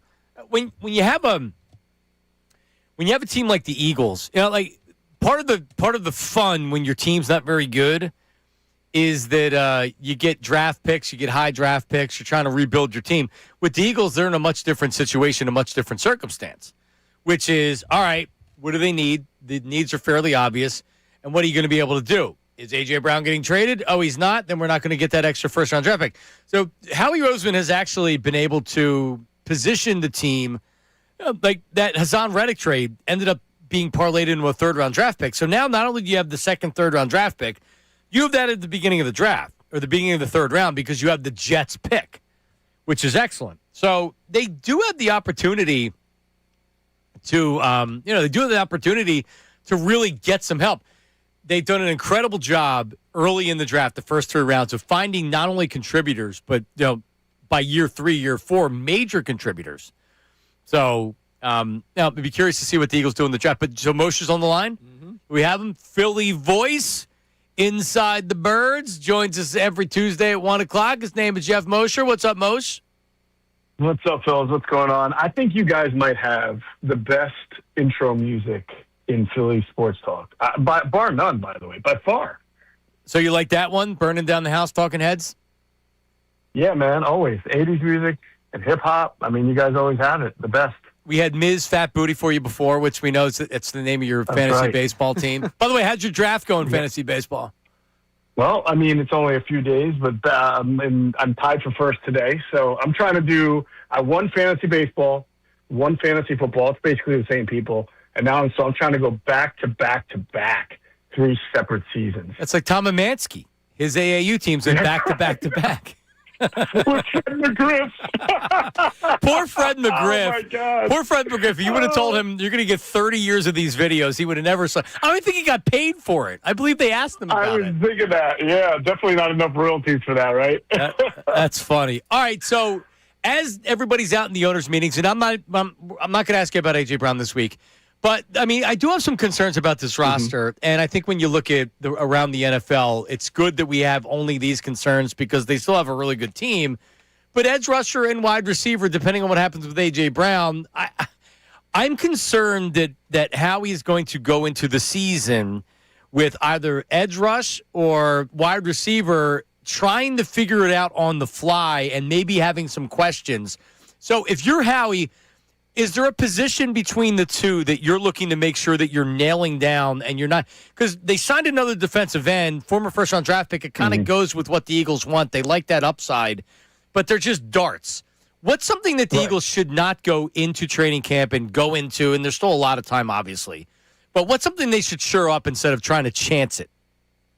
Well, I think there's 3 things, and you mentioned 2, and we let's not be dismissive of it. I mean, they need a starting caliber edge rusher who is going to fill the shoes of Jalen Phillips, someone who they were willing to pay around $25 million a year to, got outbid for. Well, where did that $25 million a year for an edge rusher go to? Right? I mean, it's not Joe Tryon, and it's not I mean, Arnold D is a nice player, Kincade from the Falcons, but none of those guys are of the level that Jalen Phillips is. And while you're expecting Jalen Hunt and Nolan Smith to take another step up, it's still, you need 3 guys, and you need, if you're going to be a real Super Bowl contender, right, you need a stud. So they're missing that guy right now. And to your point, yes, you have the assets to go out and get that type of guy if he's available. But then what if you do wind up trading A.J. Brown? Then you're going to need that kind of guy also on offense. So normally around this time of the year, I feel like we always think the Eagles need there's one position that they still got to hit hard, but with an impact player. And now I'm looking at it and saying, well, potentially 2. And then I would say an underrated third thing is just interior offensive line depth, where Brett Toth is now with the 49ers. And if you look at their backups, right, and first of all, let's get with the context of Cam Jurgens and Landon Dickerson were not the same. Maybe they'll be better this year. I'm sure the team hopes they'll be better. I'm sure they expect to be better. But the reality is the last time we saw both those guys play, it was not up to standard, and it really hurt the run game and the overall offense. And if you're going to say, well, Dickerson comes out of a lot of games and you're not sure about Jurgens, well, who is the backup guard center? Who is that guy? Because all they got is a second-year player in Drew Kendall, who played less than 100 snaps last year, and then 2 rookie free agents, Jake Majors and Willie Lampkin. They usually have a guy, a Steph Wisniewski, who stepped in to left guard, helped you win the Super Bowl. They had Dickerson as a rookie who didn't have to start until Sayamalo got hurt. Then Brooks got hurt, so he wound up playing. They usually have a guy that you can rely on to step in off the bench. Last year was Toth. He was okay, better center than guard. But right now they don't have that either. And for this team, that's really important. Yeah, it is. Which position would you feel more comfortable with trying to use the draft as a way to fill the hole? Wide receiver or defensive end? Because at least at wide receiver, there are some veteran names out there to where if they do trade J.J. Brown, even post-draft, you could get a Juwan Jennings or maybe Stephon Diggs for a year or whatever, and maybe they draft, and you don't know how the board's going to fall, so you don't know if there's going to be a guy right there. But where, and I don't necessarily want to utilize the draft to get somebody that's going to help in year one, but they may have to, Jeff. Yeah, that's a good question because it's an interesting draft for wide receivers. Greg Cosell just has been doing this series with us on Inside the Birds, myself and Adam Kaplan, where he goes through we do every position and on almost all the players at each position and breaking them down. And we just recently did wide receiver. In fact, that was up yesterday. And it's not a class where Greg said that there's no Jamar Chase in this class. There are some good players. And he even said that if Ted McMillan, who was last year's first wide receiver off the board, were in this year's class, he'd again be the first wide receiver off the board. So, I think that the luxury for the Eagles is when you have Devontae Smith, it's not like you need a Jamar Chase, but you would need a pretty good player at that position and hope that he transitions to your offense. But I think I might say the same, John T, about edge. I mean, you need somebody who can come in. If you didn't get another one right now, like a real true impact one on the trade market, then you would have to hope to draft a guy who can come in and give you a really good first year. He may not have to start, but you'd love for him to play 35 to 40% of the snaps and really be effective with it.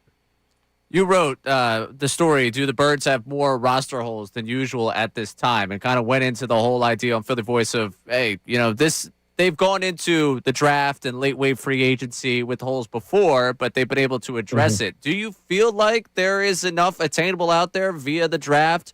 It's never going to be a perfect 53, or as they like to remind us, really a 69, 70-man roster with the practice squad. It's never going to be a perfect group. But do you imagine there's enough time and enough out there for the Eagles to cover up all the holes it seems like have formed?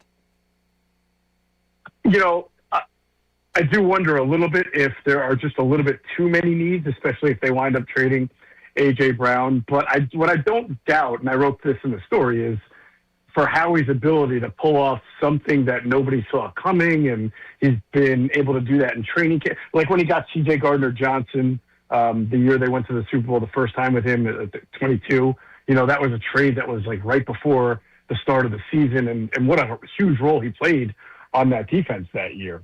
You think about Ronald Darby in 2017, got him in training camp, wound up trading Matthews. So Howie's really good at finding. He signed LeGarrette Blount in May or June that year. So he's always good at finding the guy that he needs at certain times to fill a hole and make an impact. I think that the question we're just getting at is it more than just one or two? And if you go through the roster right now, position by position, and say, are they better, worse, or the same from where they ended the year? I'll ask you guys, is there any position that you think they're better at? Maybe wide receiver with the depth, getting Marquise Brown, who replaces Jahan Dotson. But look at where they are at safety.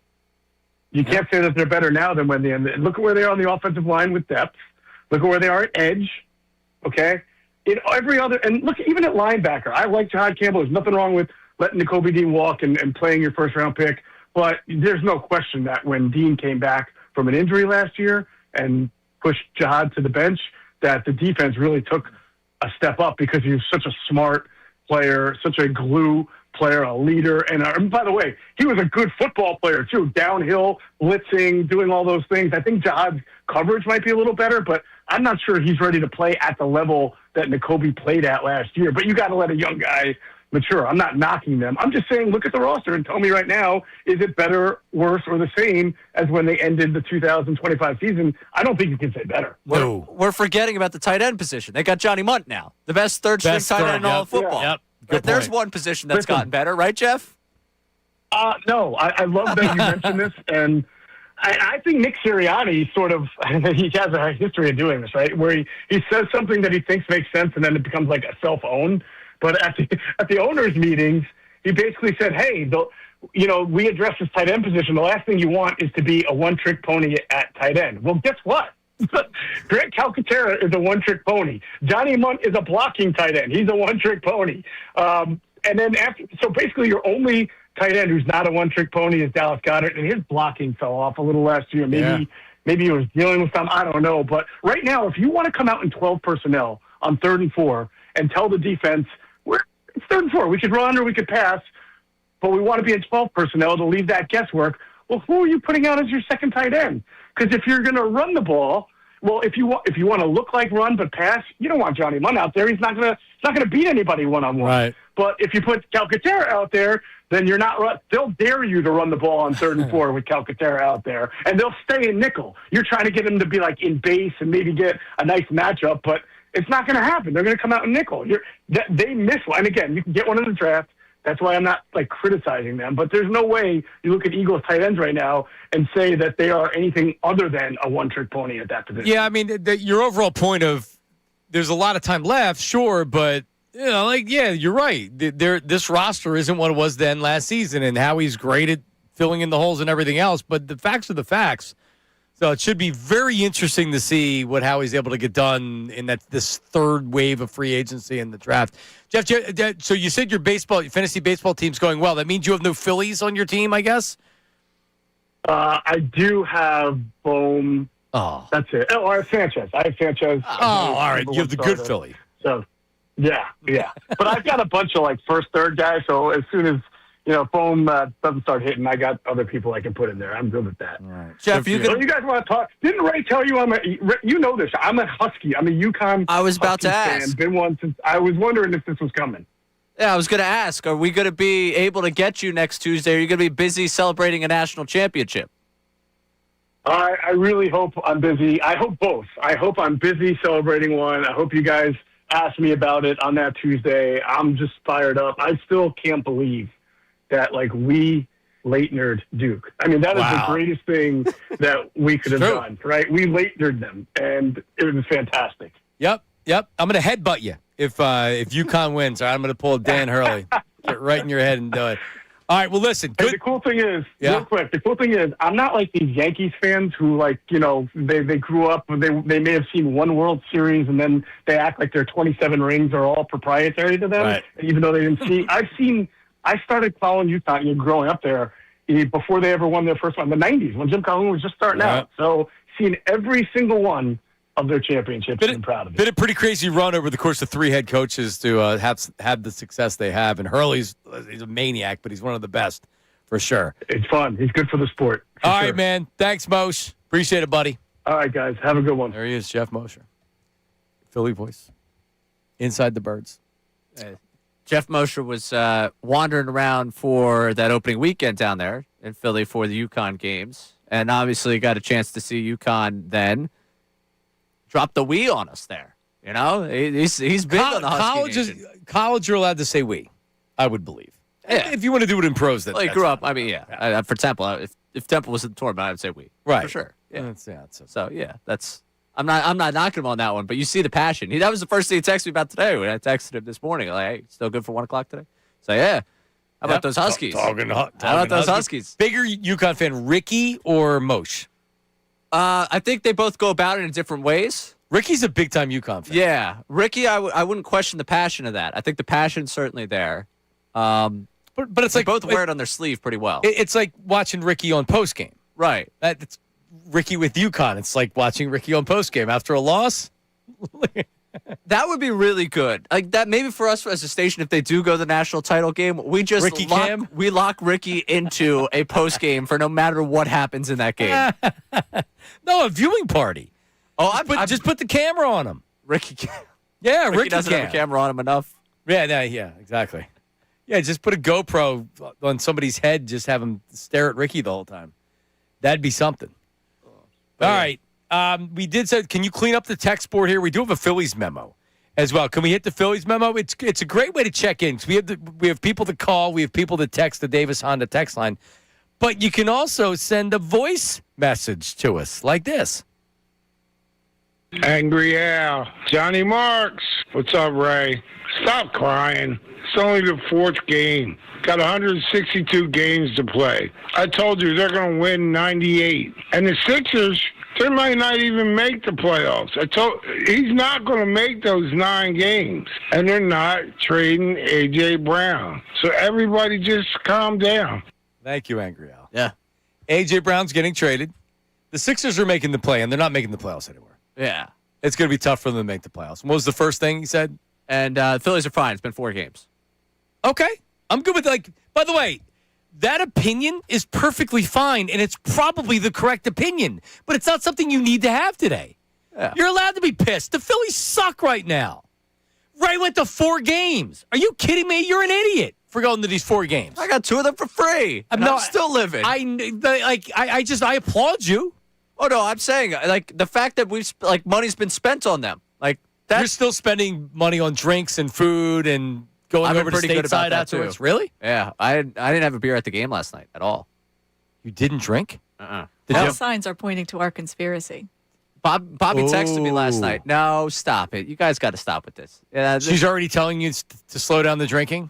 You think she would survive if she told me that? She would be out. She would just be like, yeah, I can't deal with this guy. How about that? You need a +1 now, so you might be like, oh. Yeah, if she's going to a wedding with me and she's telling me to slow down my drinking, I feel like she's not realized what she signed up for. I'll make sure that this doesn't exist. If this secret relationship is actually happening, I'll make sure that I'll do everything I can to undermine it. Where was on the text line? We got done that either way, though. Right. Yeah, it's true. You would have done either. We got a text. It was Kevin from Delco checking in with us. Like, hey, Ray's got a secret relationship. That's why we're going here. I can't even find where the text. That's okay. But that's all right. You're not because you have to at least wait because when you've been invited to a wedding with a +1, and the +1 is going to be a member of our audience or somehow connected to the show. There it is. Go ahead. Kevin from Delco. Clearly, the +1 is because Ray is in a secret relationship. Artie has been secretly married as he rolls his cigs and drinks his Coronas on a nightly basis. Bless that woman, Ray. I could see Ray being secretly married. Ray made a joke about a month ago to me, like, oh, this is my engagement ring. I'm in a relationship. Ooh. But maybe it wasn't a joke. So, no, I do have a fake engagement ring. Fake. A man engagement ring? No. That you would give to a woman. That you would give to a woman. Okay. I have a fake engagement ring because on the day of my friend group's holiday party, the last 2 years prior to this past year, a couple had gotten engaged. It just happenstance of that it was back-to-back years. So for a third consecutive year, I bought an engagement ring, and I wanted in the White Elephant to give out the engagement ring as a play on the fact of the last 2 years. The issue is the delivery service in which I use for many years has promised 24-hour delivery. Now, despite paying for the service, they do not guarantee the 24-hour delivery. Thus, I rush-ordered an engagement ring that did not make it on time, so I have this fake engagement ring that I don't know what to do with. Ray's got a lot of time on his hands, that's for sure. I thought it was a good bit for the White Elephant. It wasn't bad. Yeah. It wasn't bad. But anyway, the bit's going to be we play the love connection with you. It's a combination of DM dating, the dating game, and the love connection, where 3 lucky listeners are going to vie for Ray, and then Ray needs to make a decision, and then Ray goes out on a date, and then if they agree on the date, they had a good time, then he takes her to the wedding. I like it. You see, I don't like turning my friend's wedding into a bit. But ask him. He was in radio, right? I know. That's the scary part. He's more for the bit than I am. Maybe the +1 That's is why the you bit got for to. him. Yeah, thank you, Trish. You're just a part of the machine. Yeah, I don't. I know. I know. I didn't mean it like that. That was kind of mean. Yeah. No, Ray, you have a good friend. Would Ray? I'm assuming Ray, you would have been invited. You're friends with him from Temple, and then he worked here, so you're. It is very nice of him to invite you with a +1. I'm telling you, it completes the table. I don't have that confirmed. I texted him to let him know the save date God. Appreciate the whole thing. Appreciate the guest. But I'm just guessing. But so now you get a +1 because you're Ray Dunn. No, I get a +1 because there's 6 of us from college that are tight. There's 5 of us that are in a relationship. 1 of us is the one getting married. The other 4 get the +1 to bring the girlfriend. And to complete a table of 10, it's either 9 of us and a random, or it's 10 of us, me bringing someone who I guess to the group would technically be random. As someone who has planned a wedding and been through similar situation, if it's he's looking at you like that's Ray Dunn, He's on the air at 97.5 The Fanatic. He's a play-by-play guy. You're being afforded a certain respect of I'm inviting him with a +1 as opposed to one of your booger-eater friends that would just get a regular 1. That wouldn't get anything. It'd be him. I would subscribe to that if there weren't that's what I would have done. 4 or 5 other weddings in which it is, Ray Dunn, you're invited, and you ain't getting a +1. Well, I wouldn't give you a +1. No. That's for sure. Unless it's a radio bet. Right. Which is what we're going to do. No. 610-632-0975. We'll clear the text line coming up. Get last chance to get in the voice messages. 610-632-0975. Also coming up, Porter Martone makes a debut tonight for the Flyers. And Ray, I'm excited for it. I can't wait to see what this kid looks. Everybody talks about him. He's this like big, young, handsome, strong, physical, only 19 years old. And we get to see him play for the first time. That's tonight with the playoffs on the line. We'll discuss that coming up as well. Middays with Marks, 97.5. Now on 97.5 The Fanatic Sports Update. Looking to bounce back. I'm Patricia Caputo with your Fanatic Sports Update. The Sixers have off tonight after taking a loss to the Heat Monday night. Miami went on a 14-0 run with the help of back-to-back threes from Tyler Hero in the fourth quarter. Mark Johnson joined the morning show and felt confident that the Sixers still have the skills to win the big games. I believe this team is so versatile, man. They have the tools to compete and to navigate any team they play against. We have those tools, but we got to get there. Sixers will try to do that when they take on Washington Wizards Wednesday. The Phillies also looking to bounce back after losing Game 1 to the Nationals. Game 2 starts tonight. Pitcher Andrew Painter is expected to make his major league debut. That game begins at 6:40 p.m. The Flyers will take on the Capitals tonight. The Fly Guys are just 2 points out of the Eastern Conference playoff spot. Rookie Porter Martone is expected to make his NHL debut tonight. You can listen to Flyers Capitals starting at 7 p.m. right here on The Fanatic. This update is brought to you by Mothers Against Drunk Driving. For victims of drunk and drug driving, your grief is unique, but you are not alone. You always have a place at MAD. Call the 24-hour victim helpline at 877-MADD-HELP or visit mad.org. I'm Patricia Caputo on the home of the Sixers, Flyers, and Union, 97.5 The Fanatic and the Fanatic app.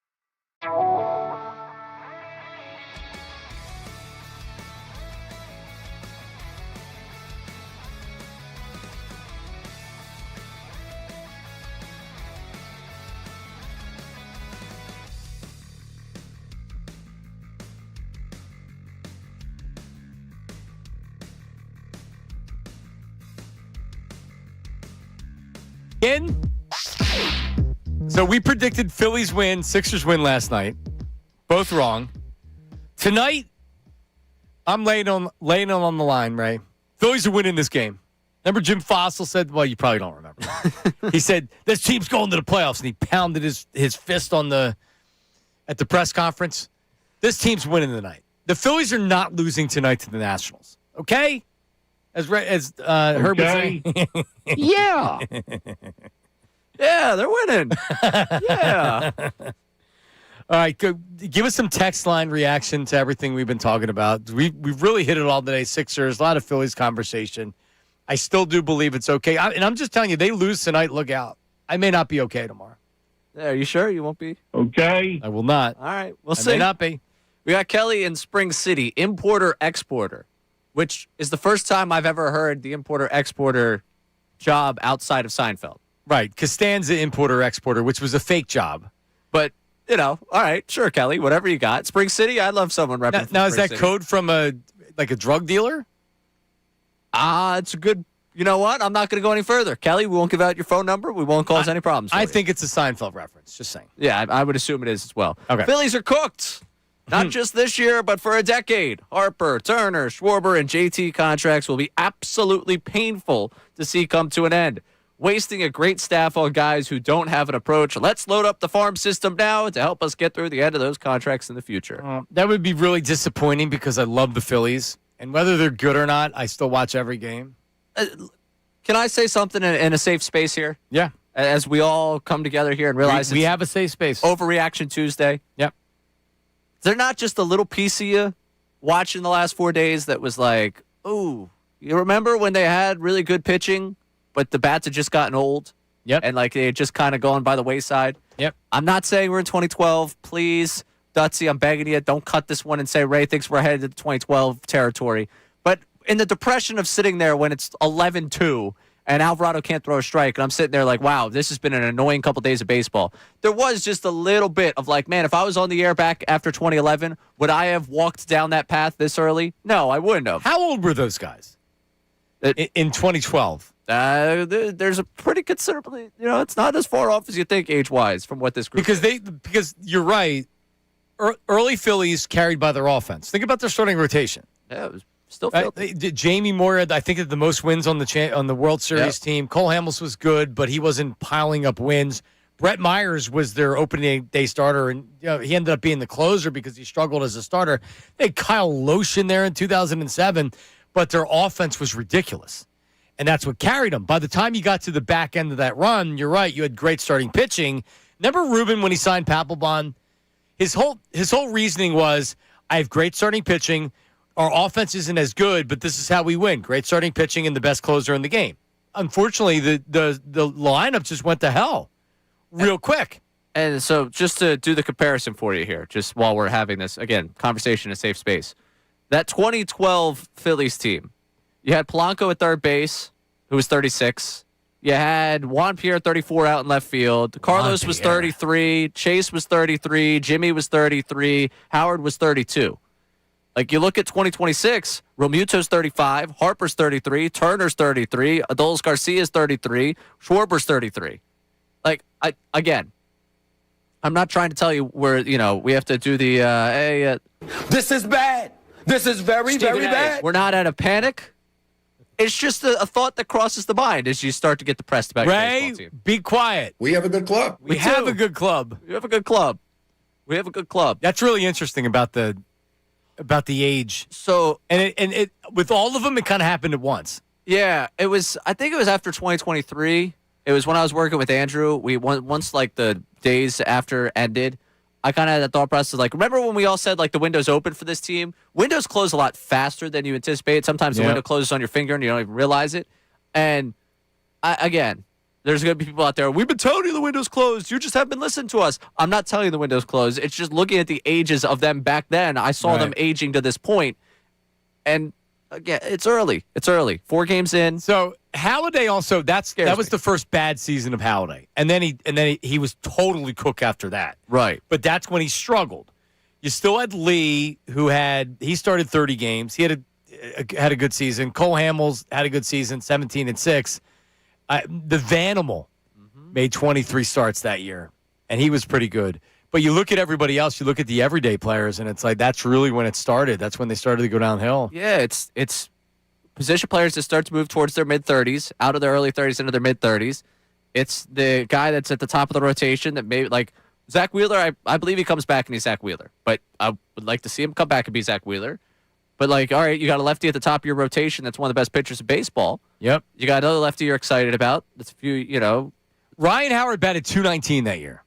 Yeah. And that was coming off the Achilles. Off the Achilles. 14 home runs.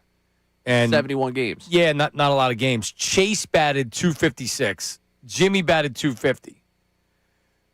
Shane was still like they were still okay, but right, they weren't okay. Yeah, Juan Pierre led them in batting average, which was a problem. Carlos Ruiz was Carlos Ruiz for.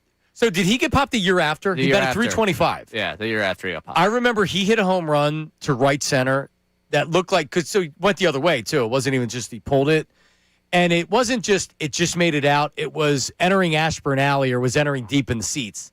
And it was like Carlos Ruiz just hit it that far, and that's the first thing I thought of when he got popped. It was allegedly for Adderall. I don't know what it was for, but he had 16 home runs that year. Opening day catcher in 2013 because Ruiz was popped. Who was it? You hear from him plenty nowadays. Oh, it's the minor league catcher. Aaron Kratz. Was he really? Yep. Was that long ago? 2013 opening day roster. Other notable Phillies to appear in that: Michael Young, Dominic Brown, John Mayberry. Did Dominic Brown do he might have already followed you, but after the Harper clip went all the rounds, Brace and I both were like, you know what the only good thing about people telling us that we should leave the city? Don Brown followed us. So was Don Brown, was he agreeing that there was tension down at the ballpark? Or he's like, well, let's see what these losers on radio are still talking about, 10 years after I played. Right. That's probably what it was. Well, I always, when sometimes people, when they bring up Don Brown, I think the easy thing to do is just to be like absolutely positively critical of him and whatever. Like we know where Don Brown's career went after his rookie season. Like I still respect him as a ball player that was a big time prospect and was a major leaguer and was an all-star. And I'm assuming he's out there listening around because he's a sports fan. He goes down to the Phillies games a lot. He's got his academy in King of Prussia. Right, he's not far from where I grew up and where I know are. people. I know people's who kids go to his academy. So and I've heard wonderful things about the guy. I haven't personally met him, but And then Jimmy Rollins the following year. Oh God, it went so bad. When did everybody get traded away? Well, Howard sticks here till 16. Rollins right? in 14 breaks the single season or breaks the franchise record for hits. I think Utley in 14 went. I think that's when he gets dealt. It was painful. Michael Young was the next year. Was 13. Ruiz, I think, gets. Ooh, when does he get dealt? Because he actually stuck around a decent amount. He played a couple years. Ruiz, I think it might have been 15 that he gets dealt. Rollins, I think in 14 got dealt as well. I want to say He got dealt to the Dodgers in 16, and then he only played one more year really? in Seattle. He was 38 by that time. Oh, Ruiz, you're saying? Yeah, Carlos. Yeah, Carlos Ruiz. Yeah, and then that what started the downturn a little. That was it. Are we really, Trish? Are we really talking about this? We're talking about Overreaction Tuesday. This team.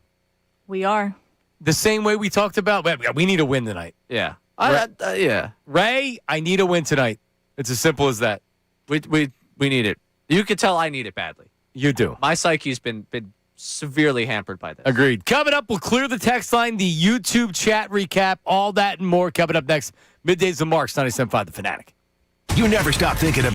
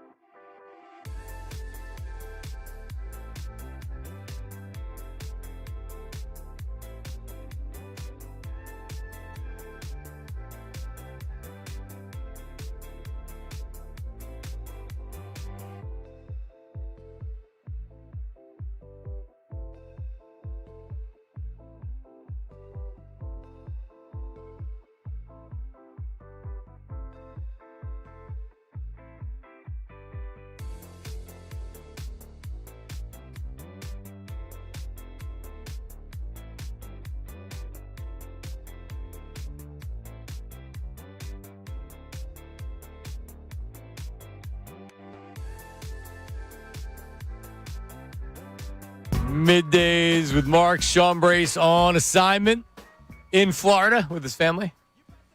He'll be back next week. Tomorrow, Jason Bertitas on the program to discuss.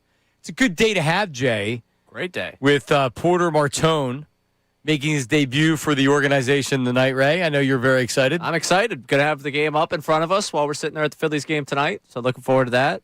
Happy belated 2-1 Jason Bertitas. Yesterday his birthday. No. I got to him at 11:50 last night. I didn't see it. I didn't see it either until he tweeted, "Thank you for the birthday wishes." And I was like, all right. Oh. In that case, it's 11. I looked at the time. I was like, I got time. Well, how did people know it was his birthday? Calendar, I guess. I don't know. Because you know what happens.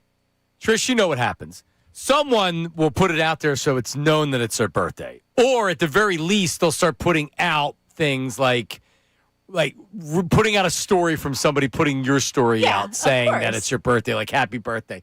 They have to put it out there. Got to have the good caption and everything. Correct. Yeah. Ray, your birthday's coming up. I don't know when. Yeah, I don't know. When is it? I'm April 21st. Okay, it's the day after 420. Yeah. I had a friend in high school that his birthday was April 19th. We always joke that we do a joint birthday party on 420. Right. A good play on words for at 420 17-year-olds. Yeah. I don't know if I'm doing anything for the birthday this year. You don't know if you're doing anything for it. What does that do mean? something. Yeah. I don't know. Oh, yeah. I'm sure you're going to sit at home and watch a... Well, that's the thing. Like, I'll probably... CSI, CSI, really? I mean, I'm thinking the least likely thing that would happen on your it's birthday. okay. In that case, it's very, very... like, I would want to laugh. With all due respect to the CSI people out there. Yeah. I don't know. I've done the Phillies tailgates the last couple of years. What day of the week is it? It's a Tuesday. They're not at home, so I'd have to do it like a weekend, one of those weekends around. I don't know. I'm getting, like, at this point, it's a birthday. You know, like, I'll go out, probably get a drink, but... Oh, I mean, fine. Yeah, it is a birthday. I know it's not. It's not your 30th birthday or like an important birthday, but it's a birthday. Ray, this world sucks sometimes, and you. I mean, you can do whatever you want to because it's your birthday. Don't feel bad about enjoying your birthday. It's once a year, brother. It's one of those things. I put out a couple feelers like, "Oh, you around this day, that day." Everybody's busy now. You know, it's like. You know, when you have the birthday in the early 20s, it's like, you know, everybody's around, everybody's got things to do. Now everybody's working. Oh, but now you're going to be 26. Right. Oh. Well, I got I'm getting save the dates in the mail. Like it's that's the only thing I'm getting in these days. That and bills. You're growing I don't up, know which Ray. one's more expensive. It's also my Aunt Kathy's birthday on the 21st. Oh, really? Yeah. Happy birthday, Aunt Kathy. There you go. All right. Well, I'm gonna put it in my calendar now, so we make sure we have a celebration for you. But I appreciate it. I will never mention it's my birthday. I don't want to. Well, yours is what, December 19th? Correct. Nice. Correct. Bang. That's pretty good. I remember the schedule in December. That's how I remember things around here. That's like if it's someone's birthday, that's why it comes back to me because I think Kincade is like Christmas Eve. I want to say Salciunas is like the 23rd. Salciunas, no, we have the same birthday. Oh, he's the 19th. Andrew and I have the same birthday. Oh, correct. That's good stuff by me right there. Wow, you knew John's right away. Andrew, you've known for years. And yeah, well, I knew it was in that December time frame. That's how it was I right around there. Birthdays. But I just I don't say anything. If people know it's my birthday, then like that's great. It's my birthday. But I'm not the type to go out because I've seen some people that I know that were in the media that will put their Cash App out on the tweet. What? Oh yeah, buy me a drink. All right, I got plans for my birthday. Yep. Put your Venmo out and say give me a drink. I mean, people do it too. I would never do that. Well, I'll probably just say I don't want to be bothered. I just I'm fine with. I'm an only child. I'm fine with having my birthday to myself. I'll send out a text to be like, hey, I'm going to this brewery or this bar. Like, if you want to come out tonight, the Phillies are on. They're in Chicago. Because there was part of me that was like, I'm going to go out to Chicago. I'm going to be in Wrigleyville for my birthday. I was like, no, I'm not. Trust me. This year, you do not want to be in Chicago in April. No. The likelihood of the weather being bad is high. Well, the real thing would be for me to be at Sluggers on my birthday, just in the batting cage after 2 or 3 drinks. Just go out in Fishtown. You'll be fine. Yeah, I'll be fine. You'll have fun. I'll have a good time. All right. Give me a couple texts, and then we'll go to the YouTube chat recap as people like overall. I would say Phillies fans, rightfully so, disappointed and pissed at the Phillies start. But as we've turned the page to 12 o'clock, a lot of other people are like, all right, listen, relax. It's 4 games into the season. Yeah, we did. I'm not there yet. It's still March. Let's relax a little. I get the frustration, but let's get through April before we have Donnie Baseball taking over for Stott. For Topper. Stott needs to play every day for fielding purposes. Sosa cost us a few runs early last night. Anyway, Porter and Painter tonight. Sixers will get the 5 or 6 seed. Thank you guys for talking all the sports and actually watching. Donnie from South Philly. Thank you, Donnie. I appreciate it. I'll be curious to see what the lineup is today. Stott's got to play today. I think Marsh sits. You said and that. Otto Kemp plays left field, and you have Crawford in center. Are you going to start Marsh again? Yeah, well, in the hopes it's a lot of lefties, man. In the hopes that you're going to have that lefty up and out. Right, but that's what so they did against Lats on Saturday. Then you bring Marsh in. I mean, I could see the world in which Marsh does not start because of what you're saying. Yeah, and I don't think that you're like far-fetched in it. Okay, because it is an opener and it's not a starter. So if you have a lefty, then they Right. can also piggyback that by putting another lefty in there, depending on how you want to put the lineup. Oh yeah, they could do what the Rangers did to you on Saturday. Yes. What the Rangers did to you, a really, really, great job. Unfortunately, against you. So well, Ricky and Bill will have the lineup for you and everything else. So looking forward to that. All right, let's get to the YouTube chat recap. Hit it. It's time for the YouTube chat recap. How about filling us in? Let me tell you something else, man. Watch us live on YouTube every single weekday. I can't lie. Let me tell you something. It's the Middays with Marks YouTube chat recap. Yep. John is wearing the blanket that they swaddle newborn babies in. MBD from the YouTube chat. Okay, color scheme similar. Yeah, no, that blue's a little lighter than this blue. Right. I know for the sure. swaddle blankets well. Yeah, a little bit. Yeah, I'm not tremendously familiar, but it looks like what it would be. Yeah. This is a nice lighter casual. It's warm out today. No, it's a spring vibe to it. Yeah. Yeah. Yeah, a little you bit. look like it's about to be Easter. This is Old Navy. I don't have a lot of Old Navy in my wardrobe. And I saw it. I was shopping with my kids, and I saw it, and I really liked it. But the large was really big. This is a medium. So I actually drove to King of Prussia to pick it up. They had one available at King of Prussia. So I said, hey, you get this from another store? And they're like, you want to go to King of Prussia? I'm like, hold it. I'm so sad that you're saying this during the YouTube chat recap, that you went and sought out that shirt. I did. I drove to King of Prussia from Collegeville. I got it. That's amazing. Yeah.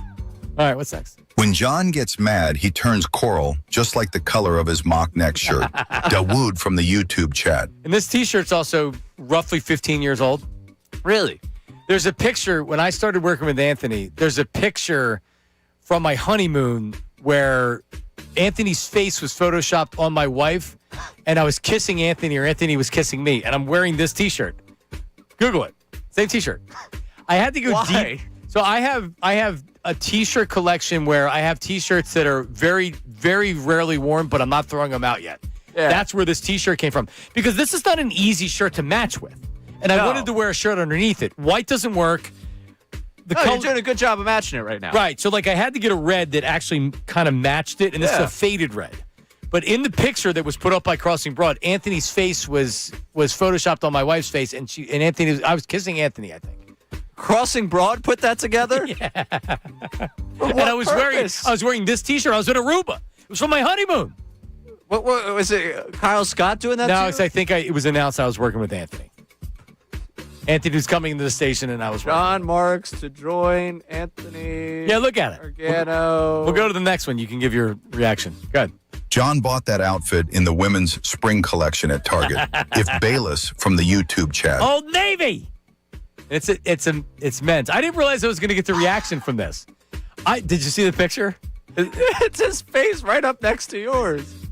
Yeah. Oh my God. I'm just smiling. Okay. Dutzy, I don't know how this is going to play, but that we'll see how that it is plays. this T-shirt.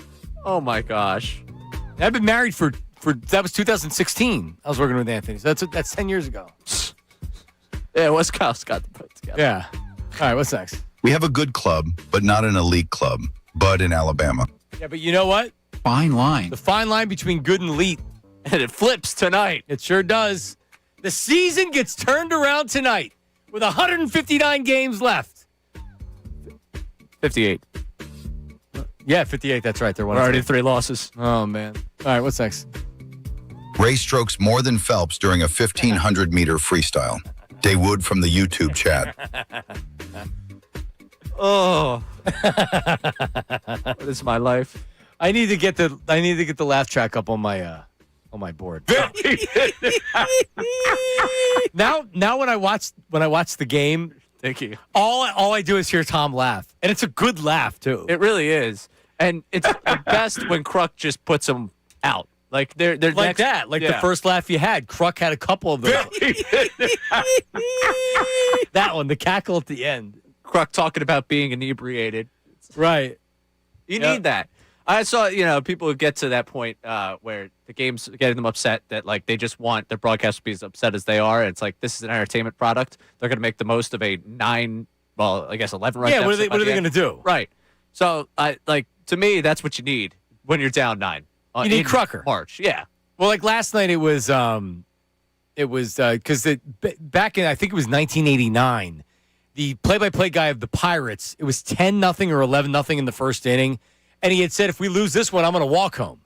And they lost it. Tom brought up the Dodgers game where they were down, I think, 9 runs. It wasn't the first inning, but in the 9th inning, they came back, Kruk hit a home run in that game. There was a part of me walking out there last night that I was like, I could be the ultimate fraud. There was still that little sick sense of belief in my head. Oh, I leave right away. I don't care. By the way, big news. What we got? You don't know basketball. Hall of Famer. Who? Doc. Yeah, it's the Fugazi Hall of Fame. So here we go again. Listen, Doc won a championship and has been doing it for a long time. Question. And I'll bet you anybody that played for him would say he's not a Hall of Famer. Yeah, I believe that. Yeah. Ask Paul George what he thinks about Doc Rivers making the Hall of Fame. He'll give you a good answer. Coming up next, he was just showing his butt to the YouTube audience. What? Ricky Bo and Bill Colarulo. See him.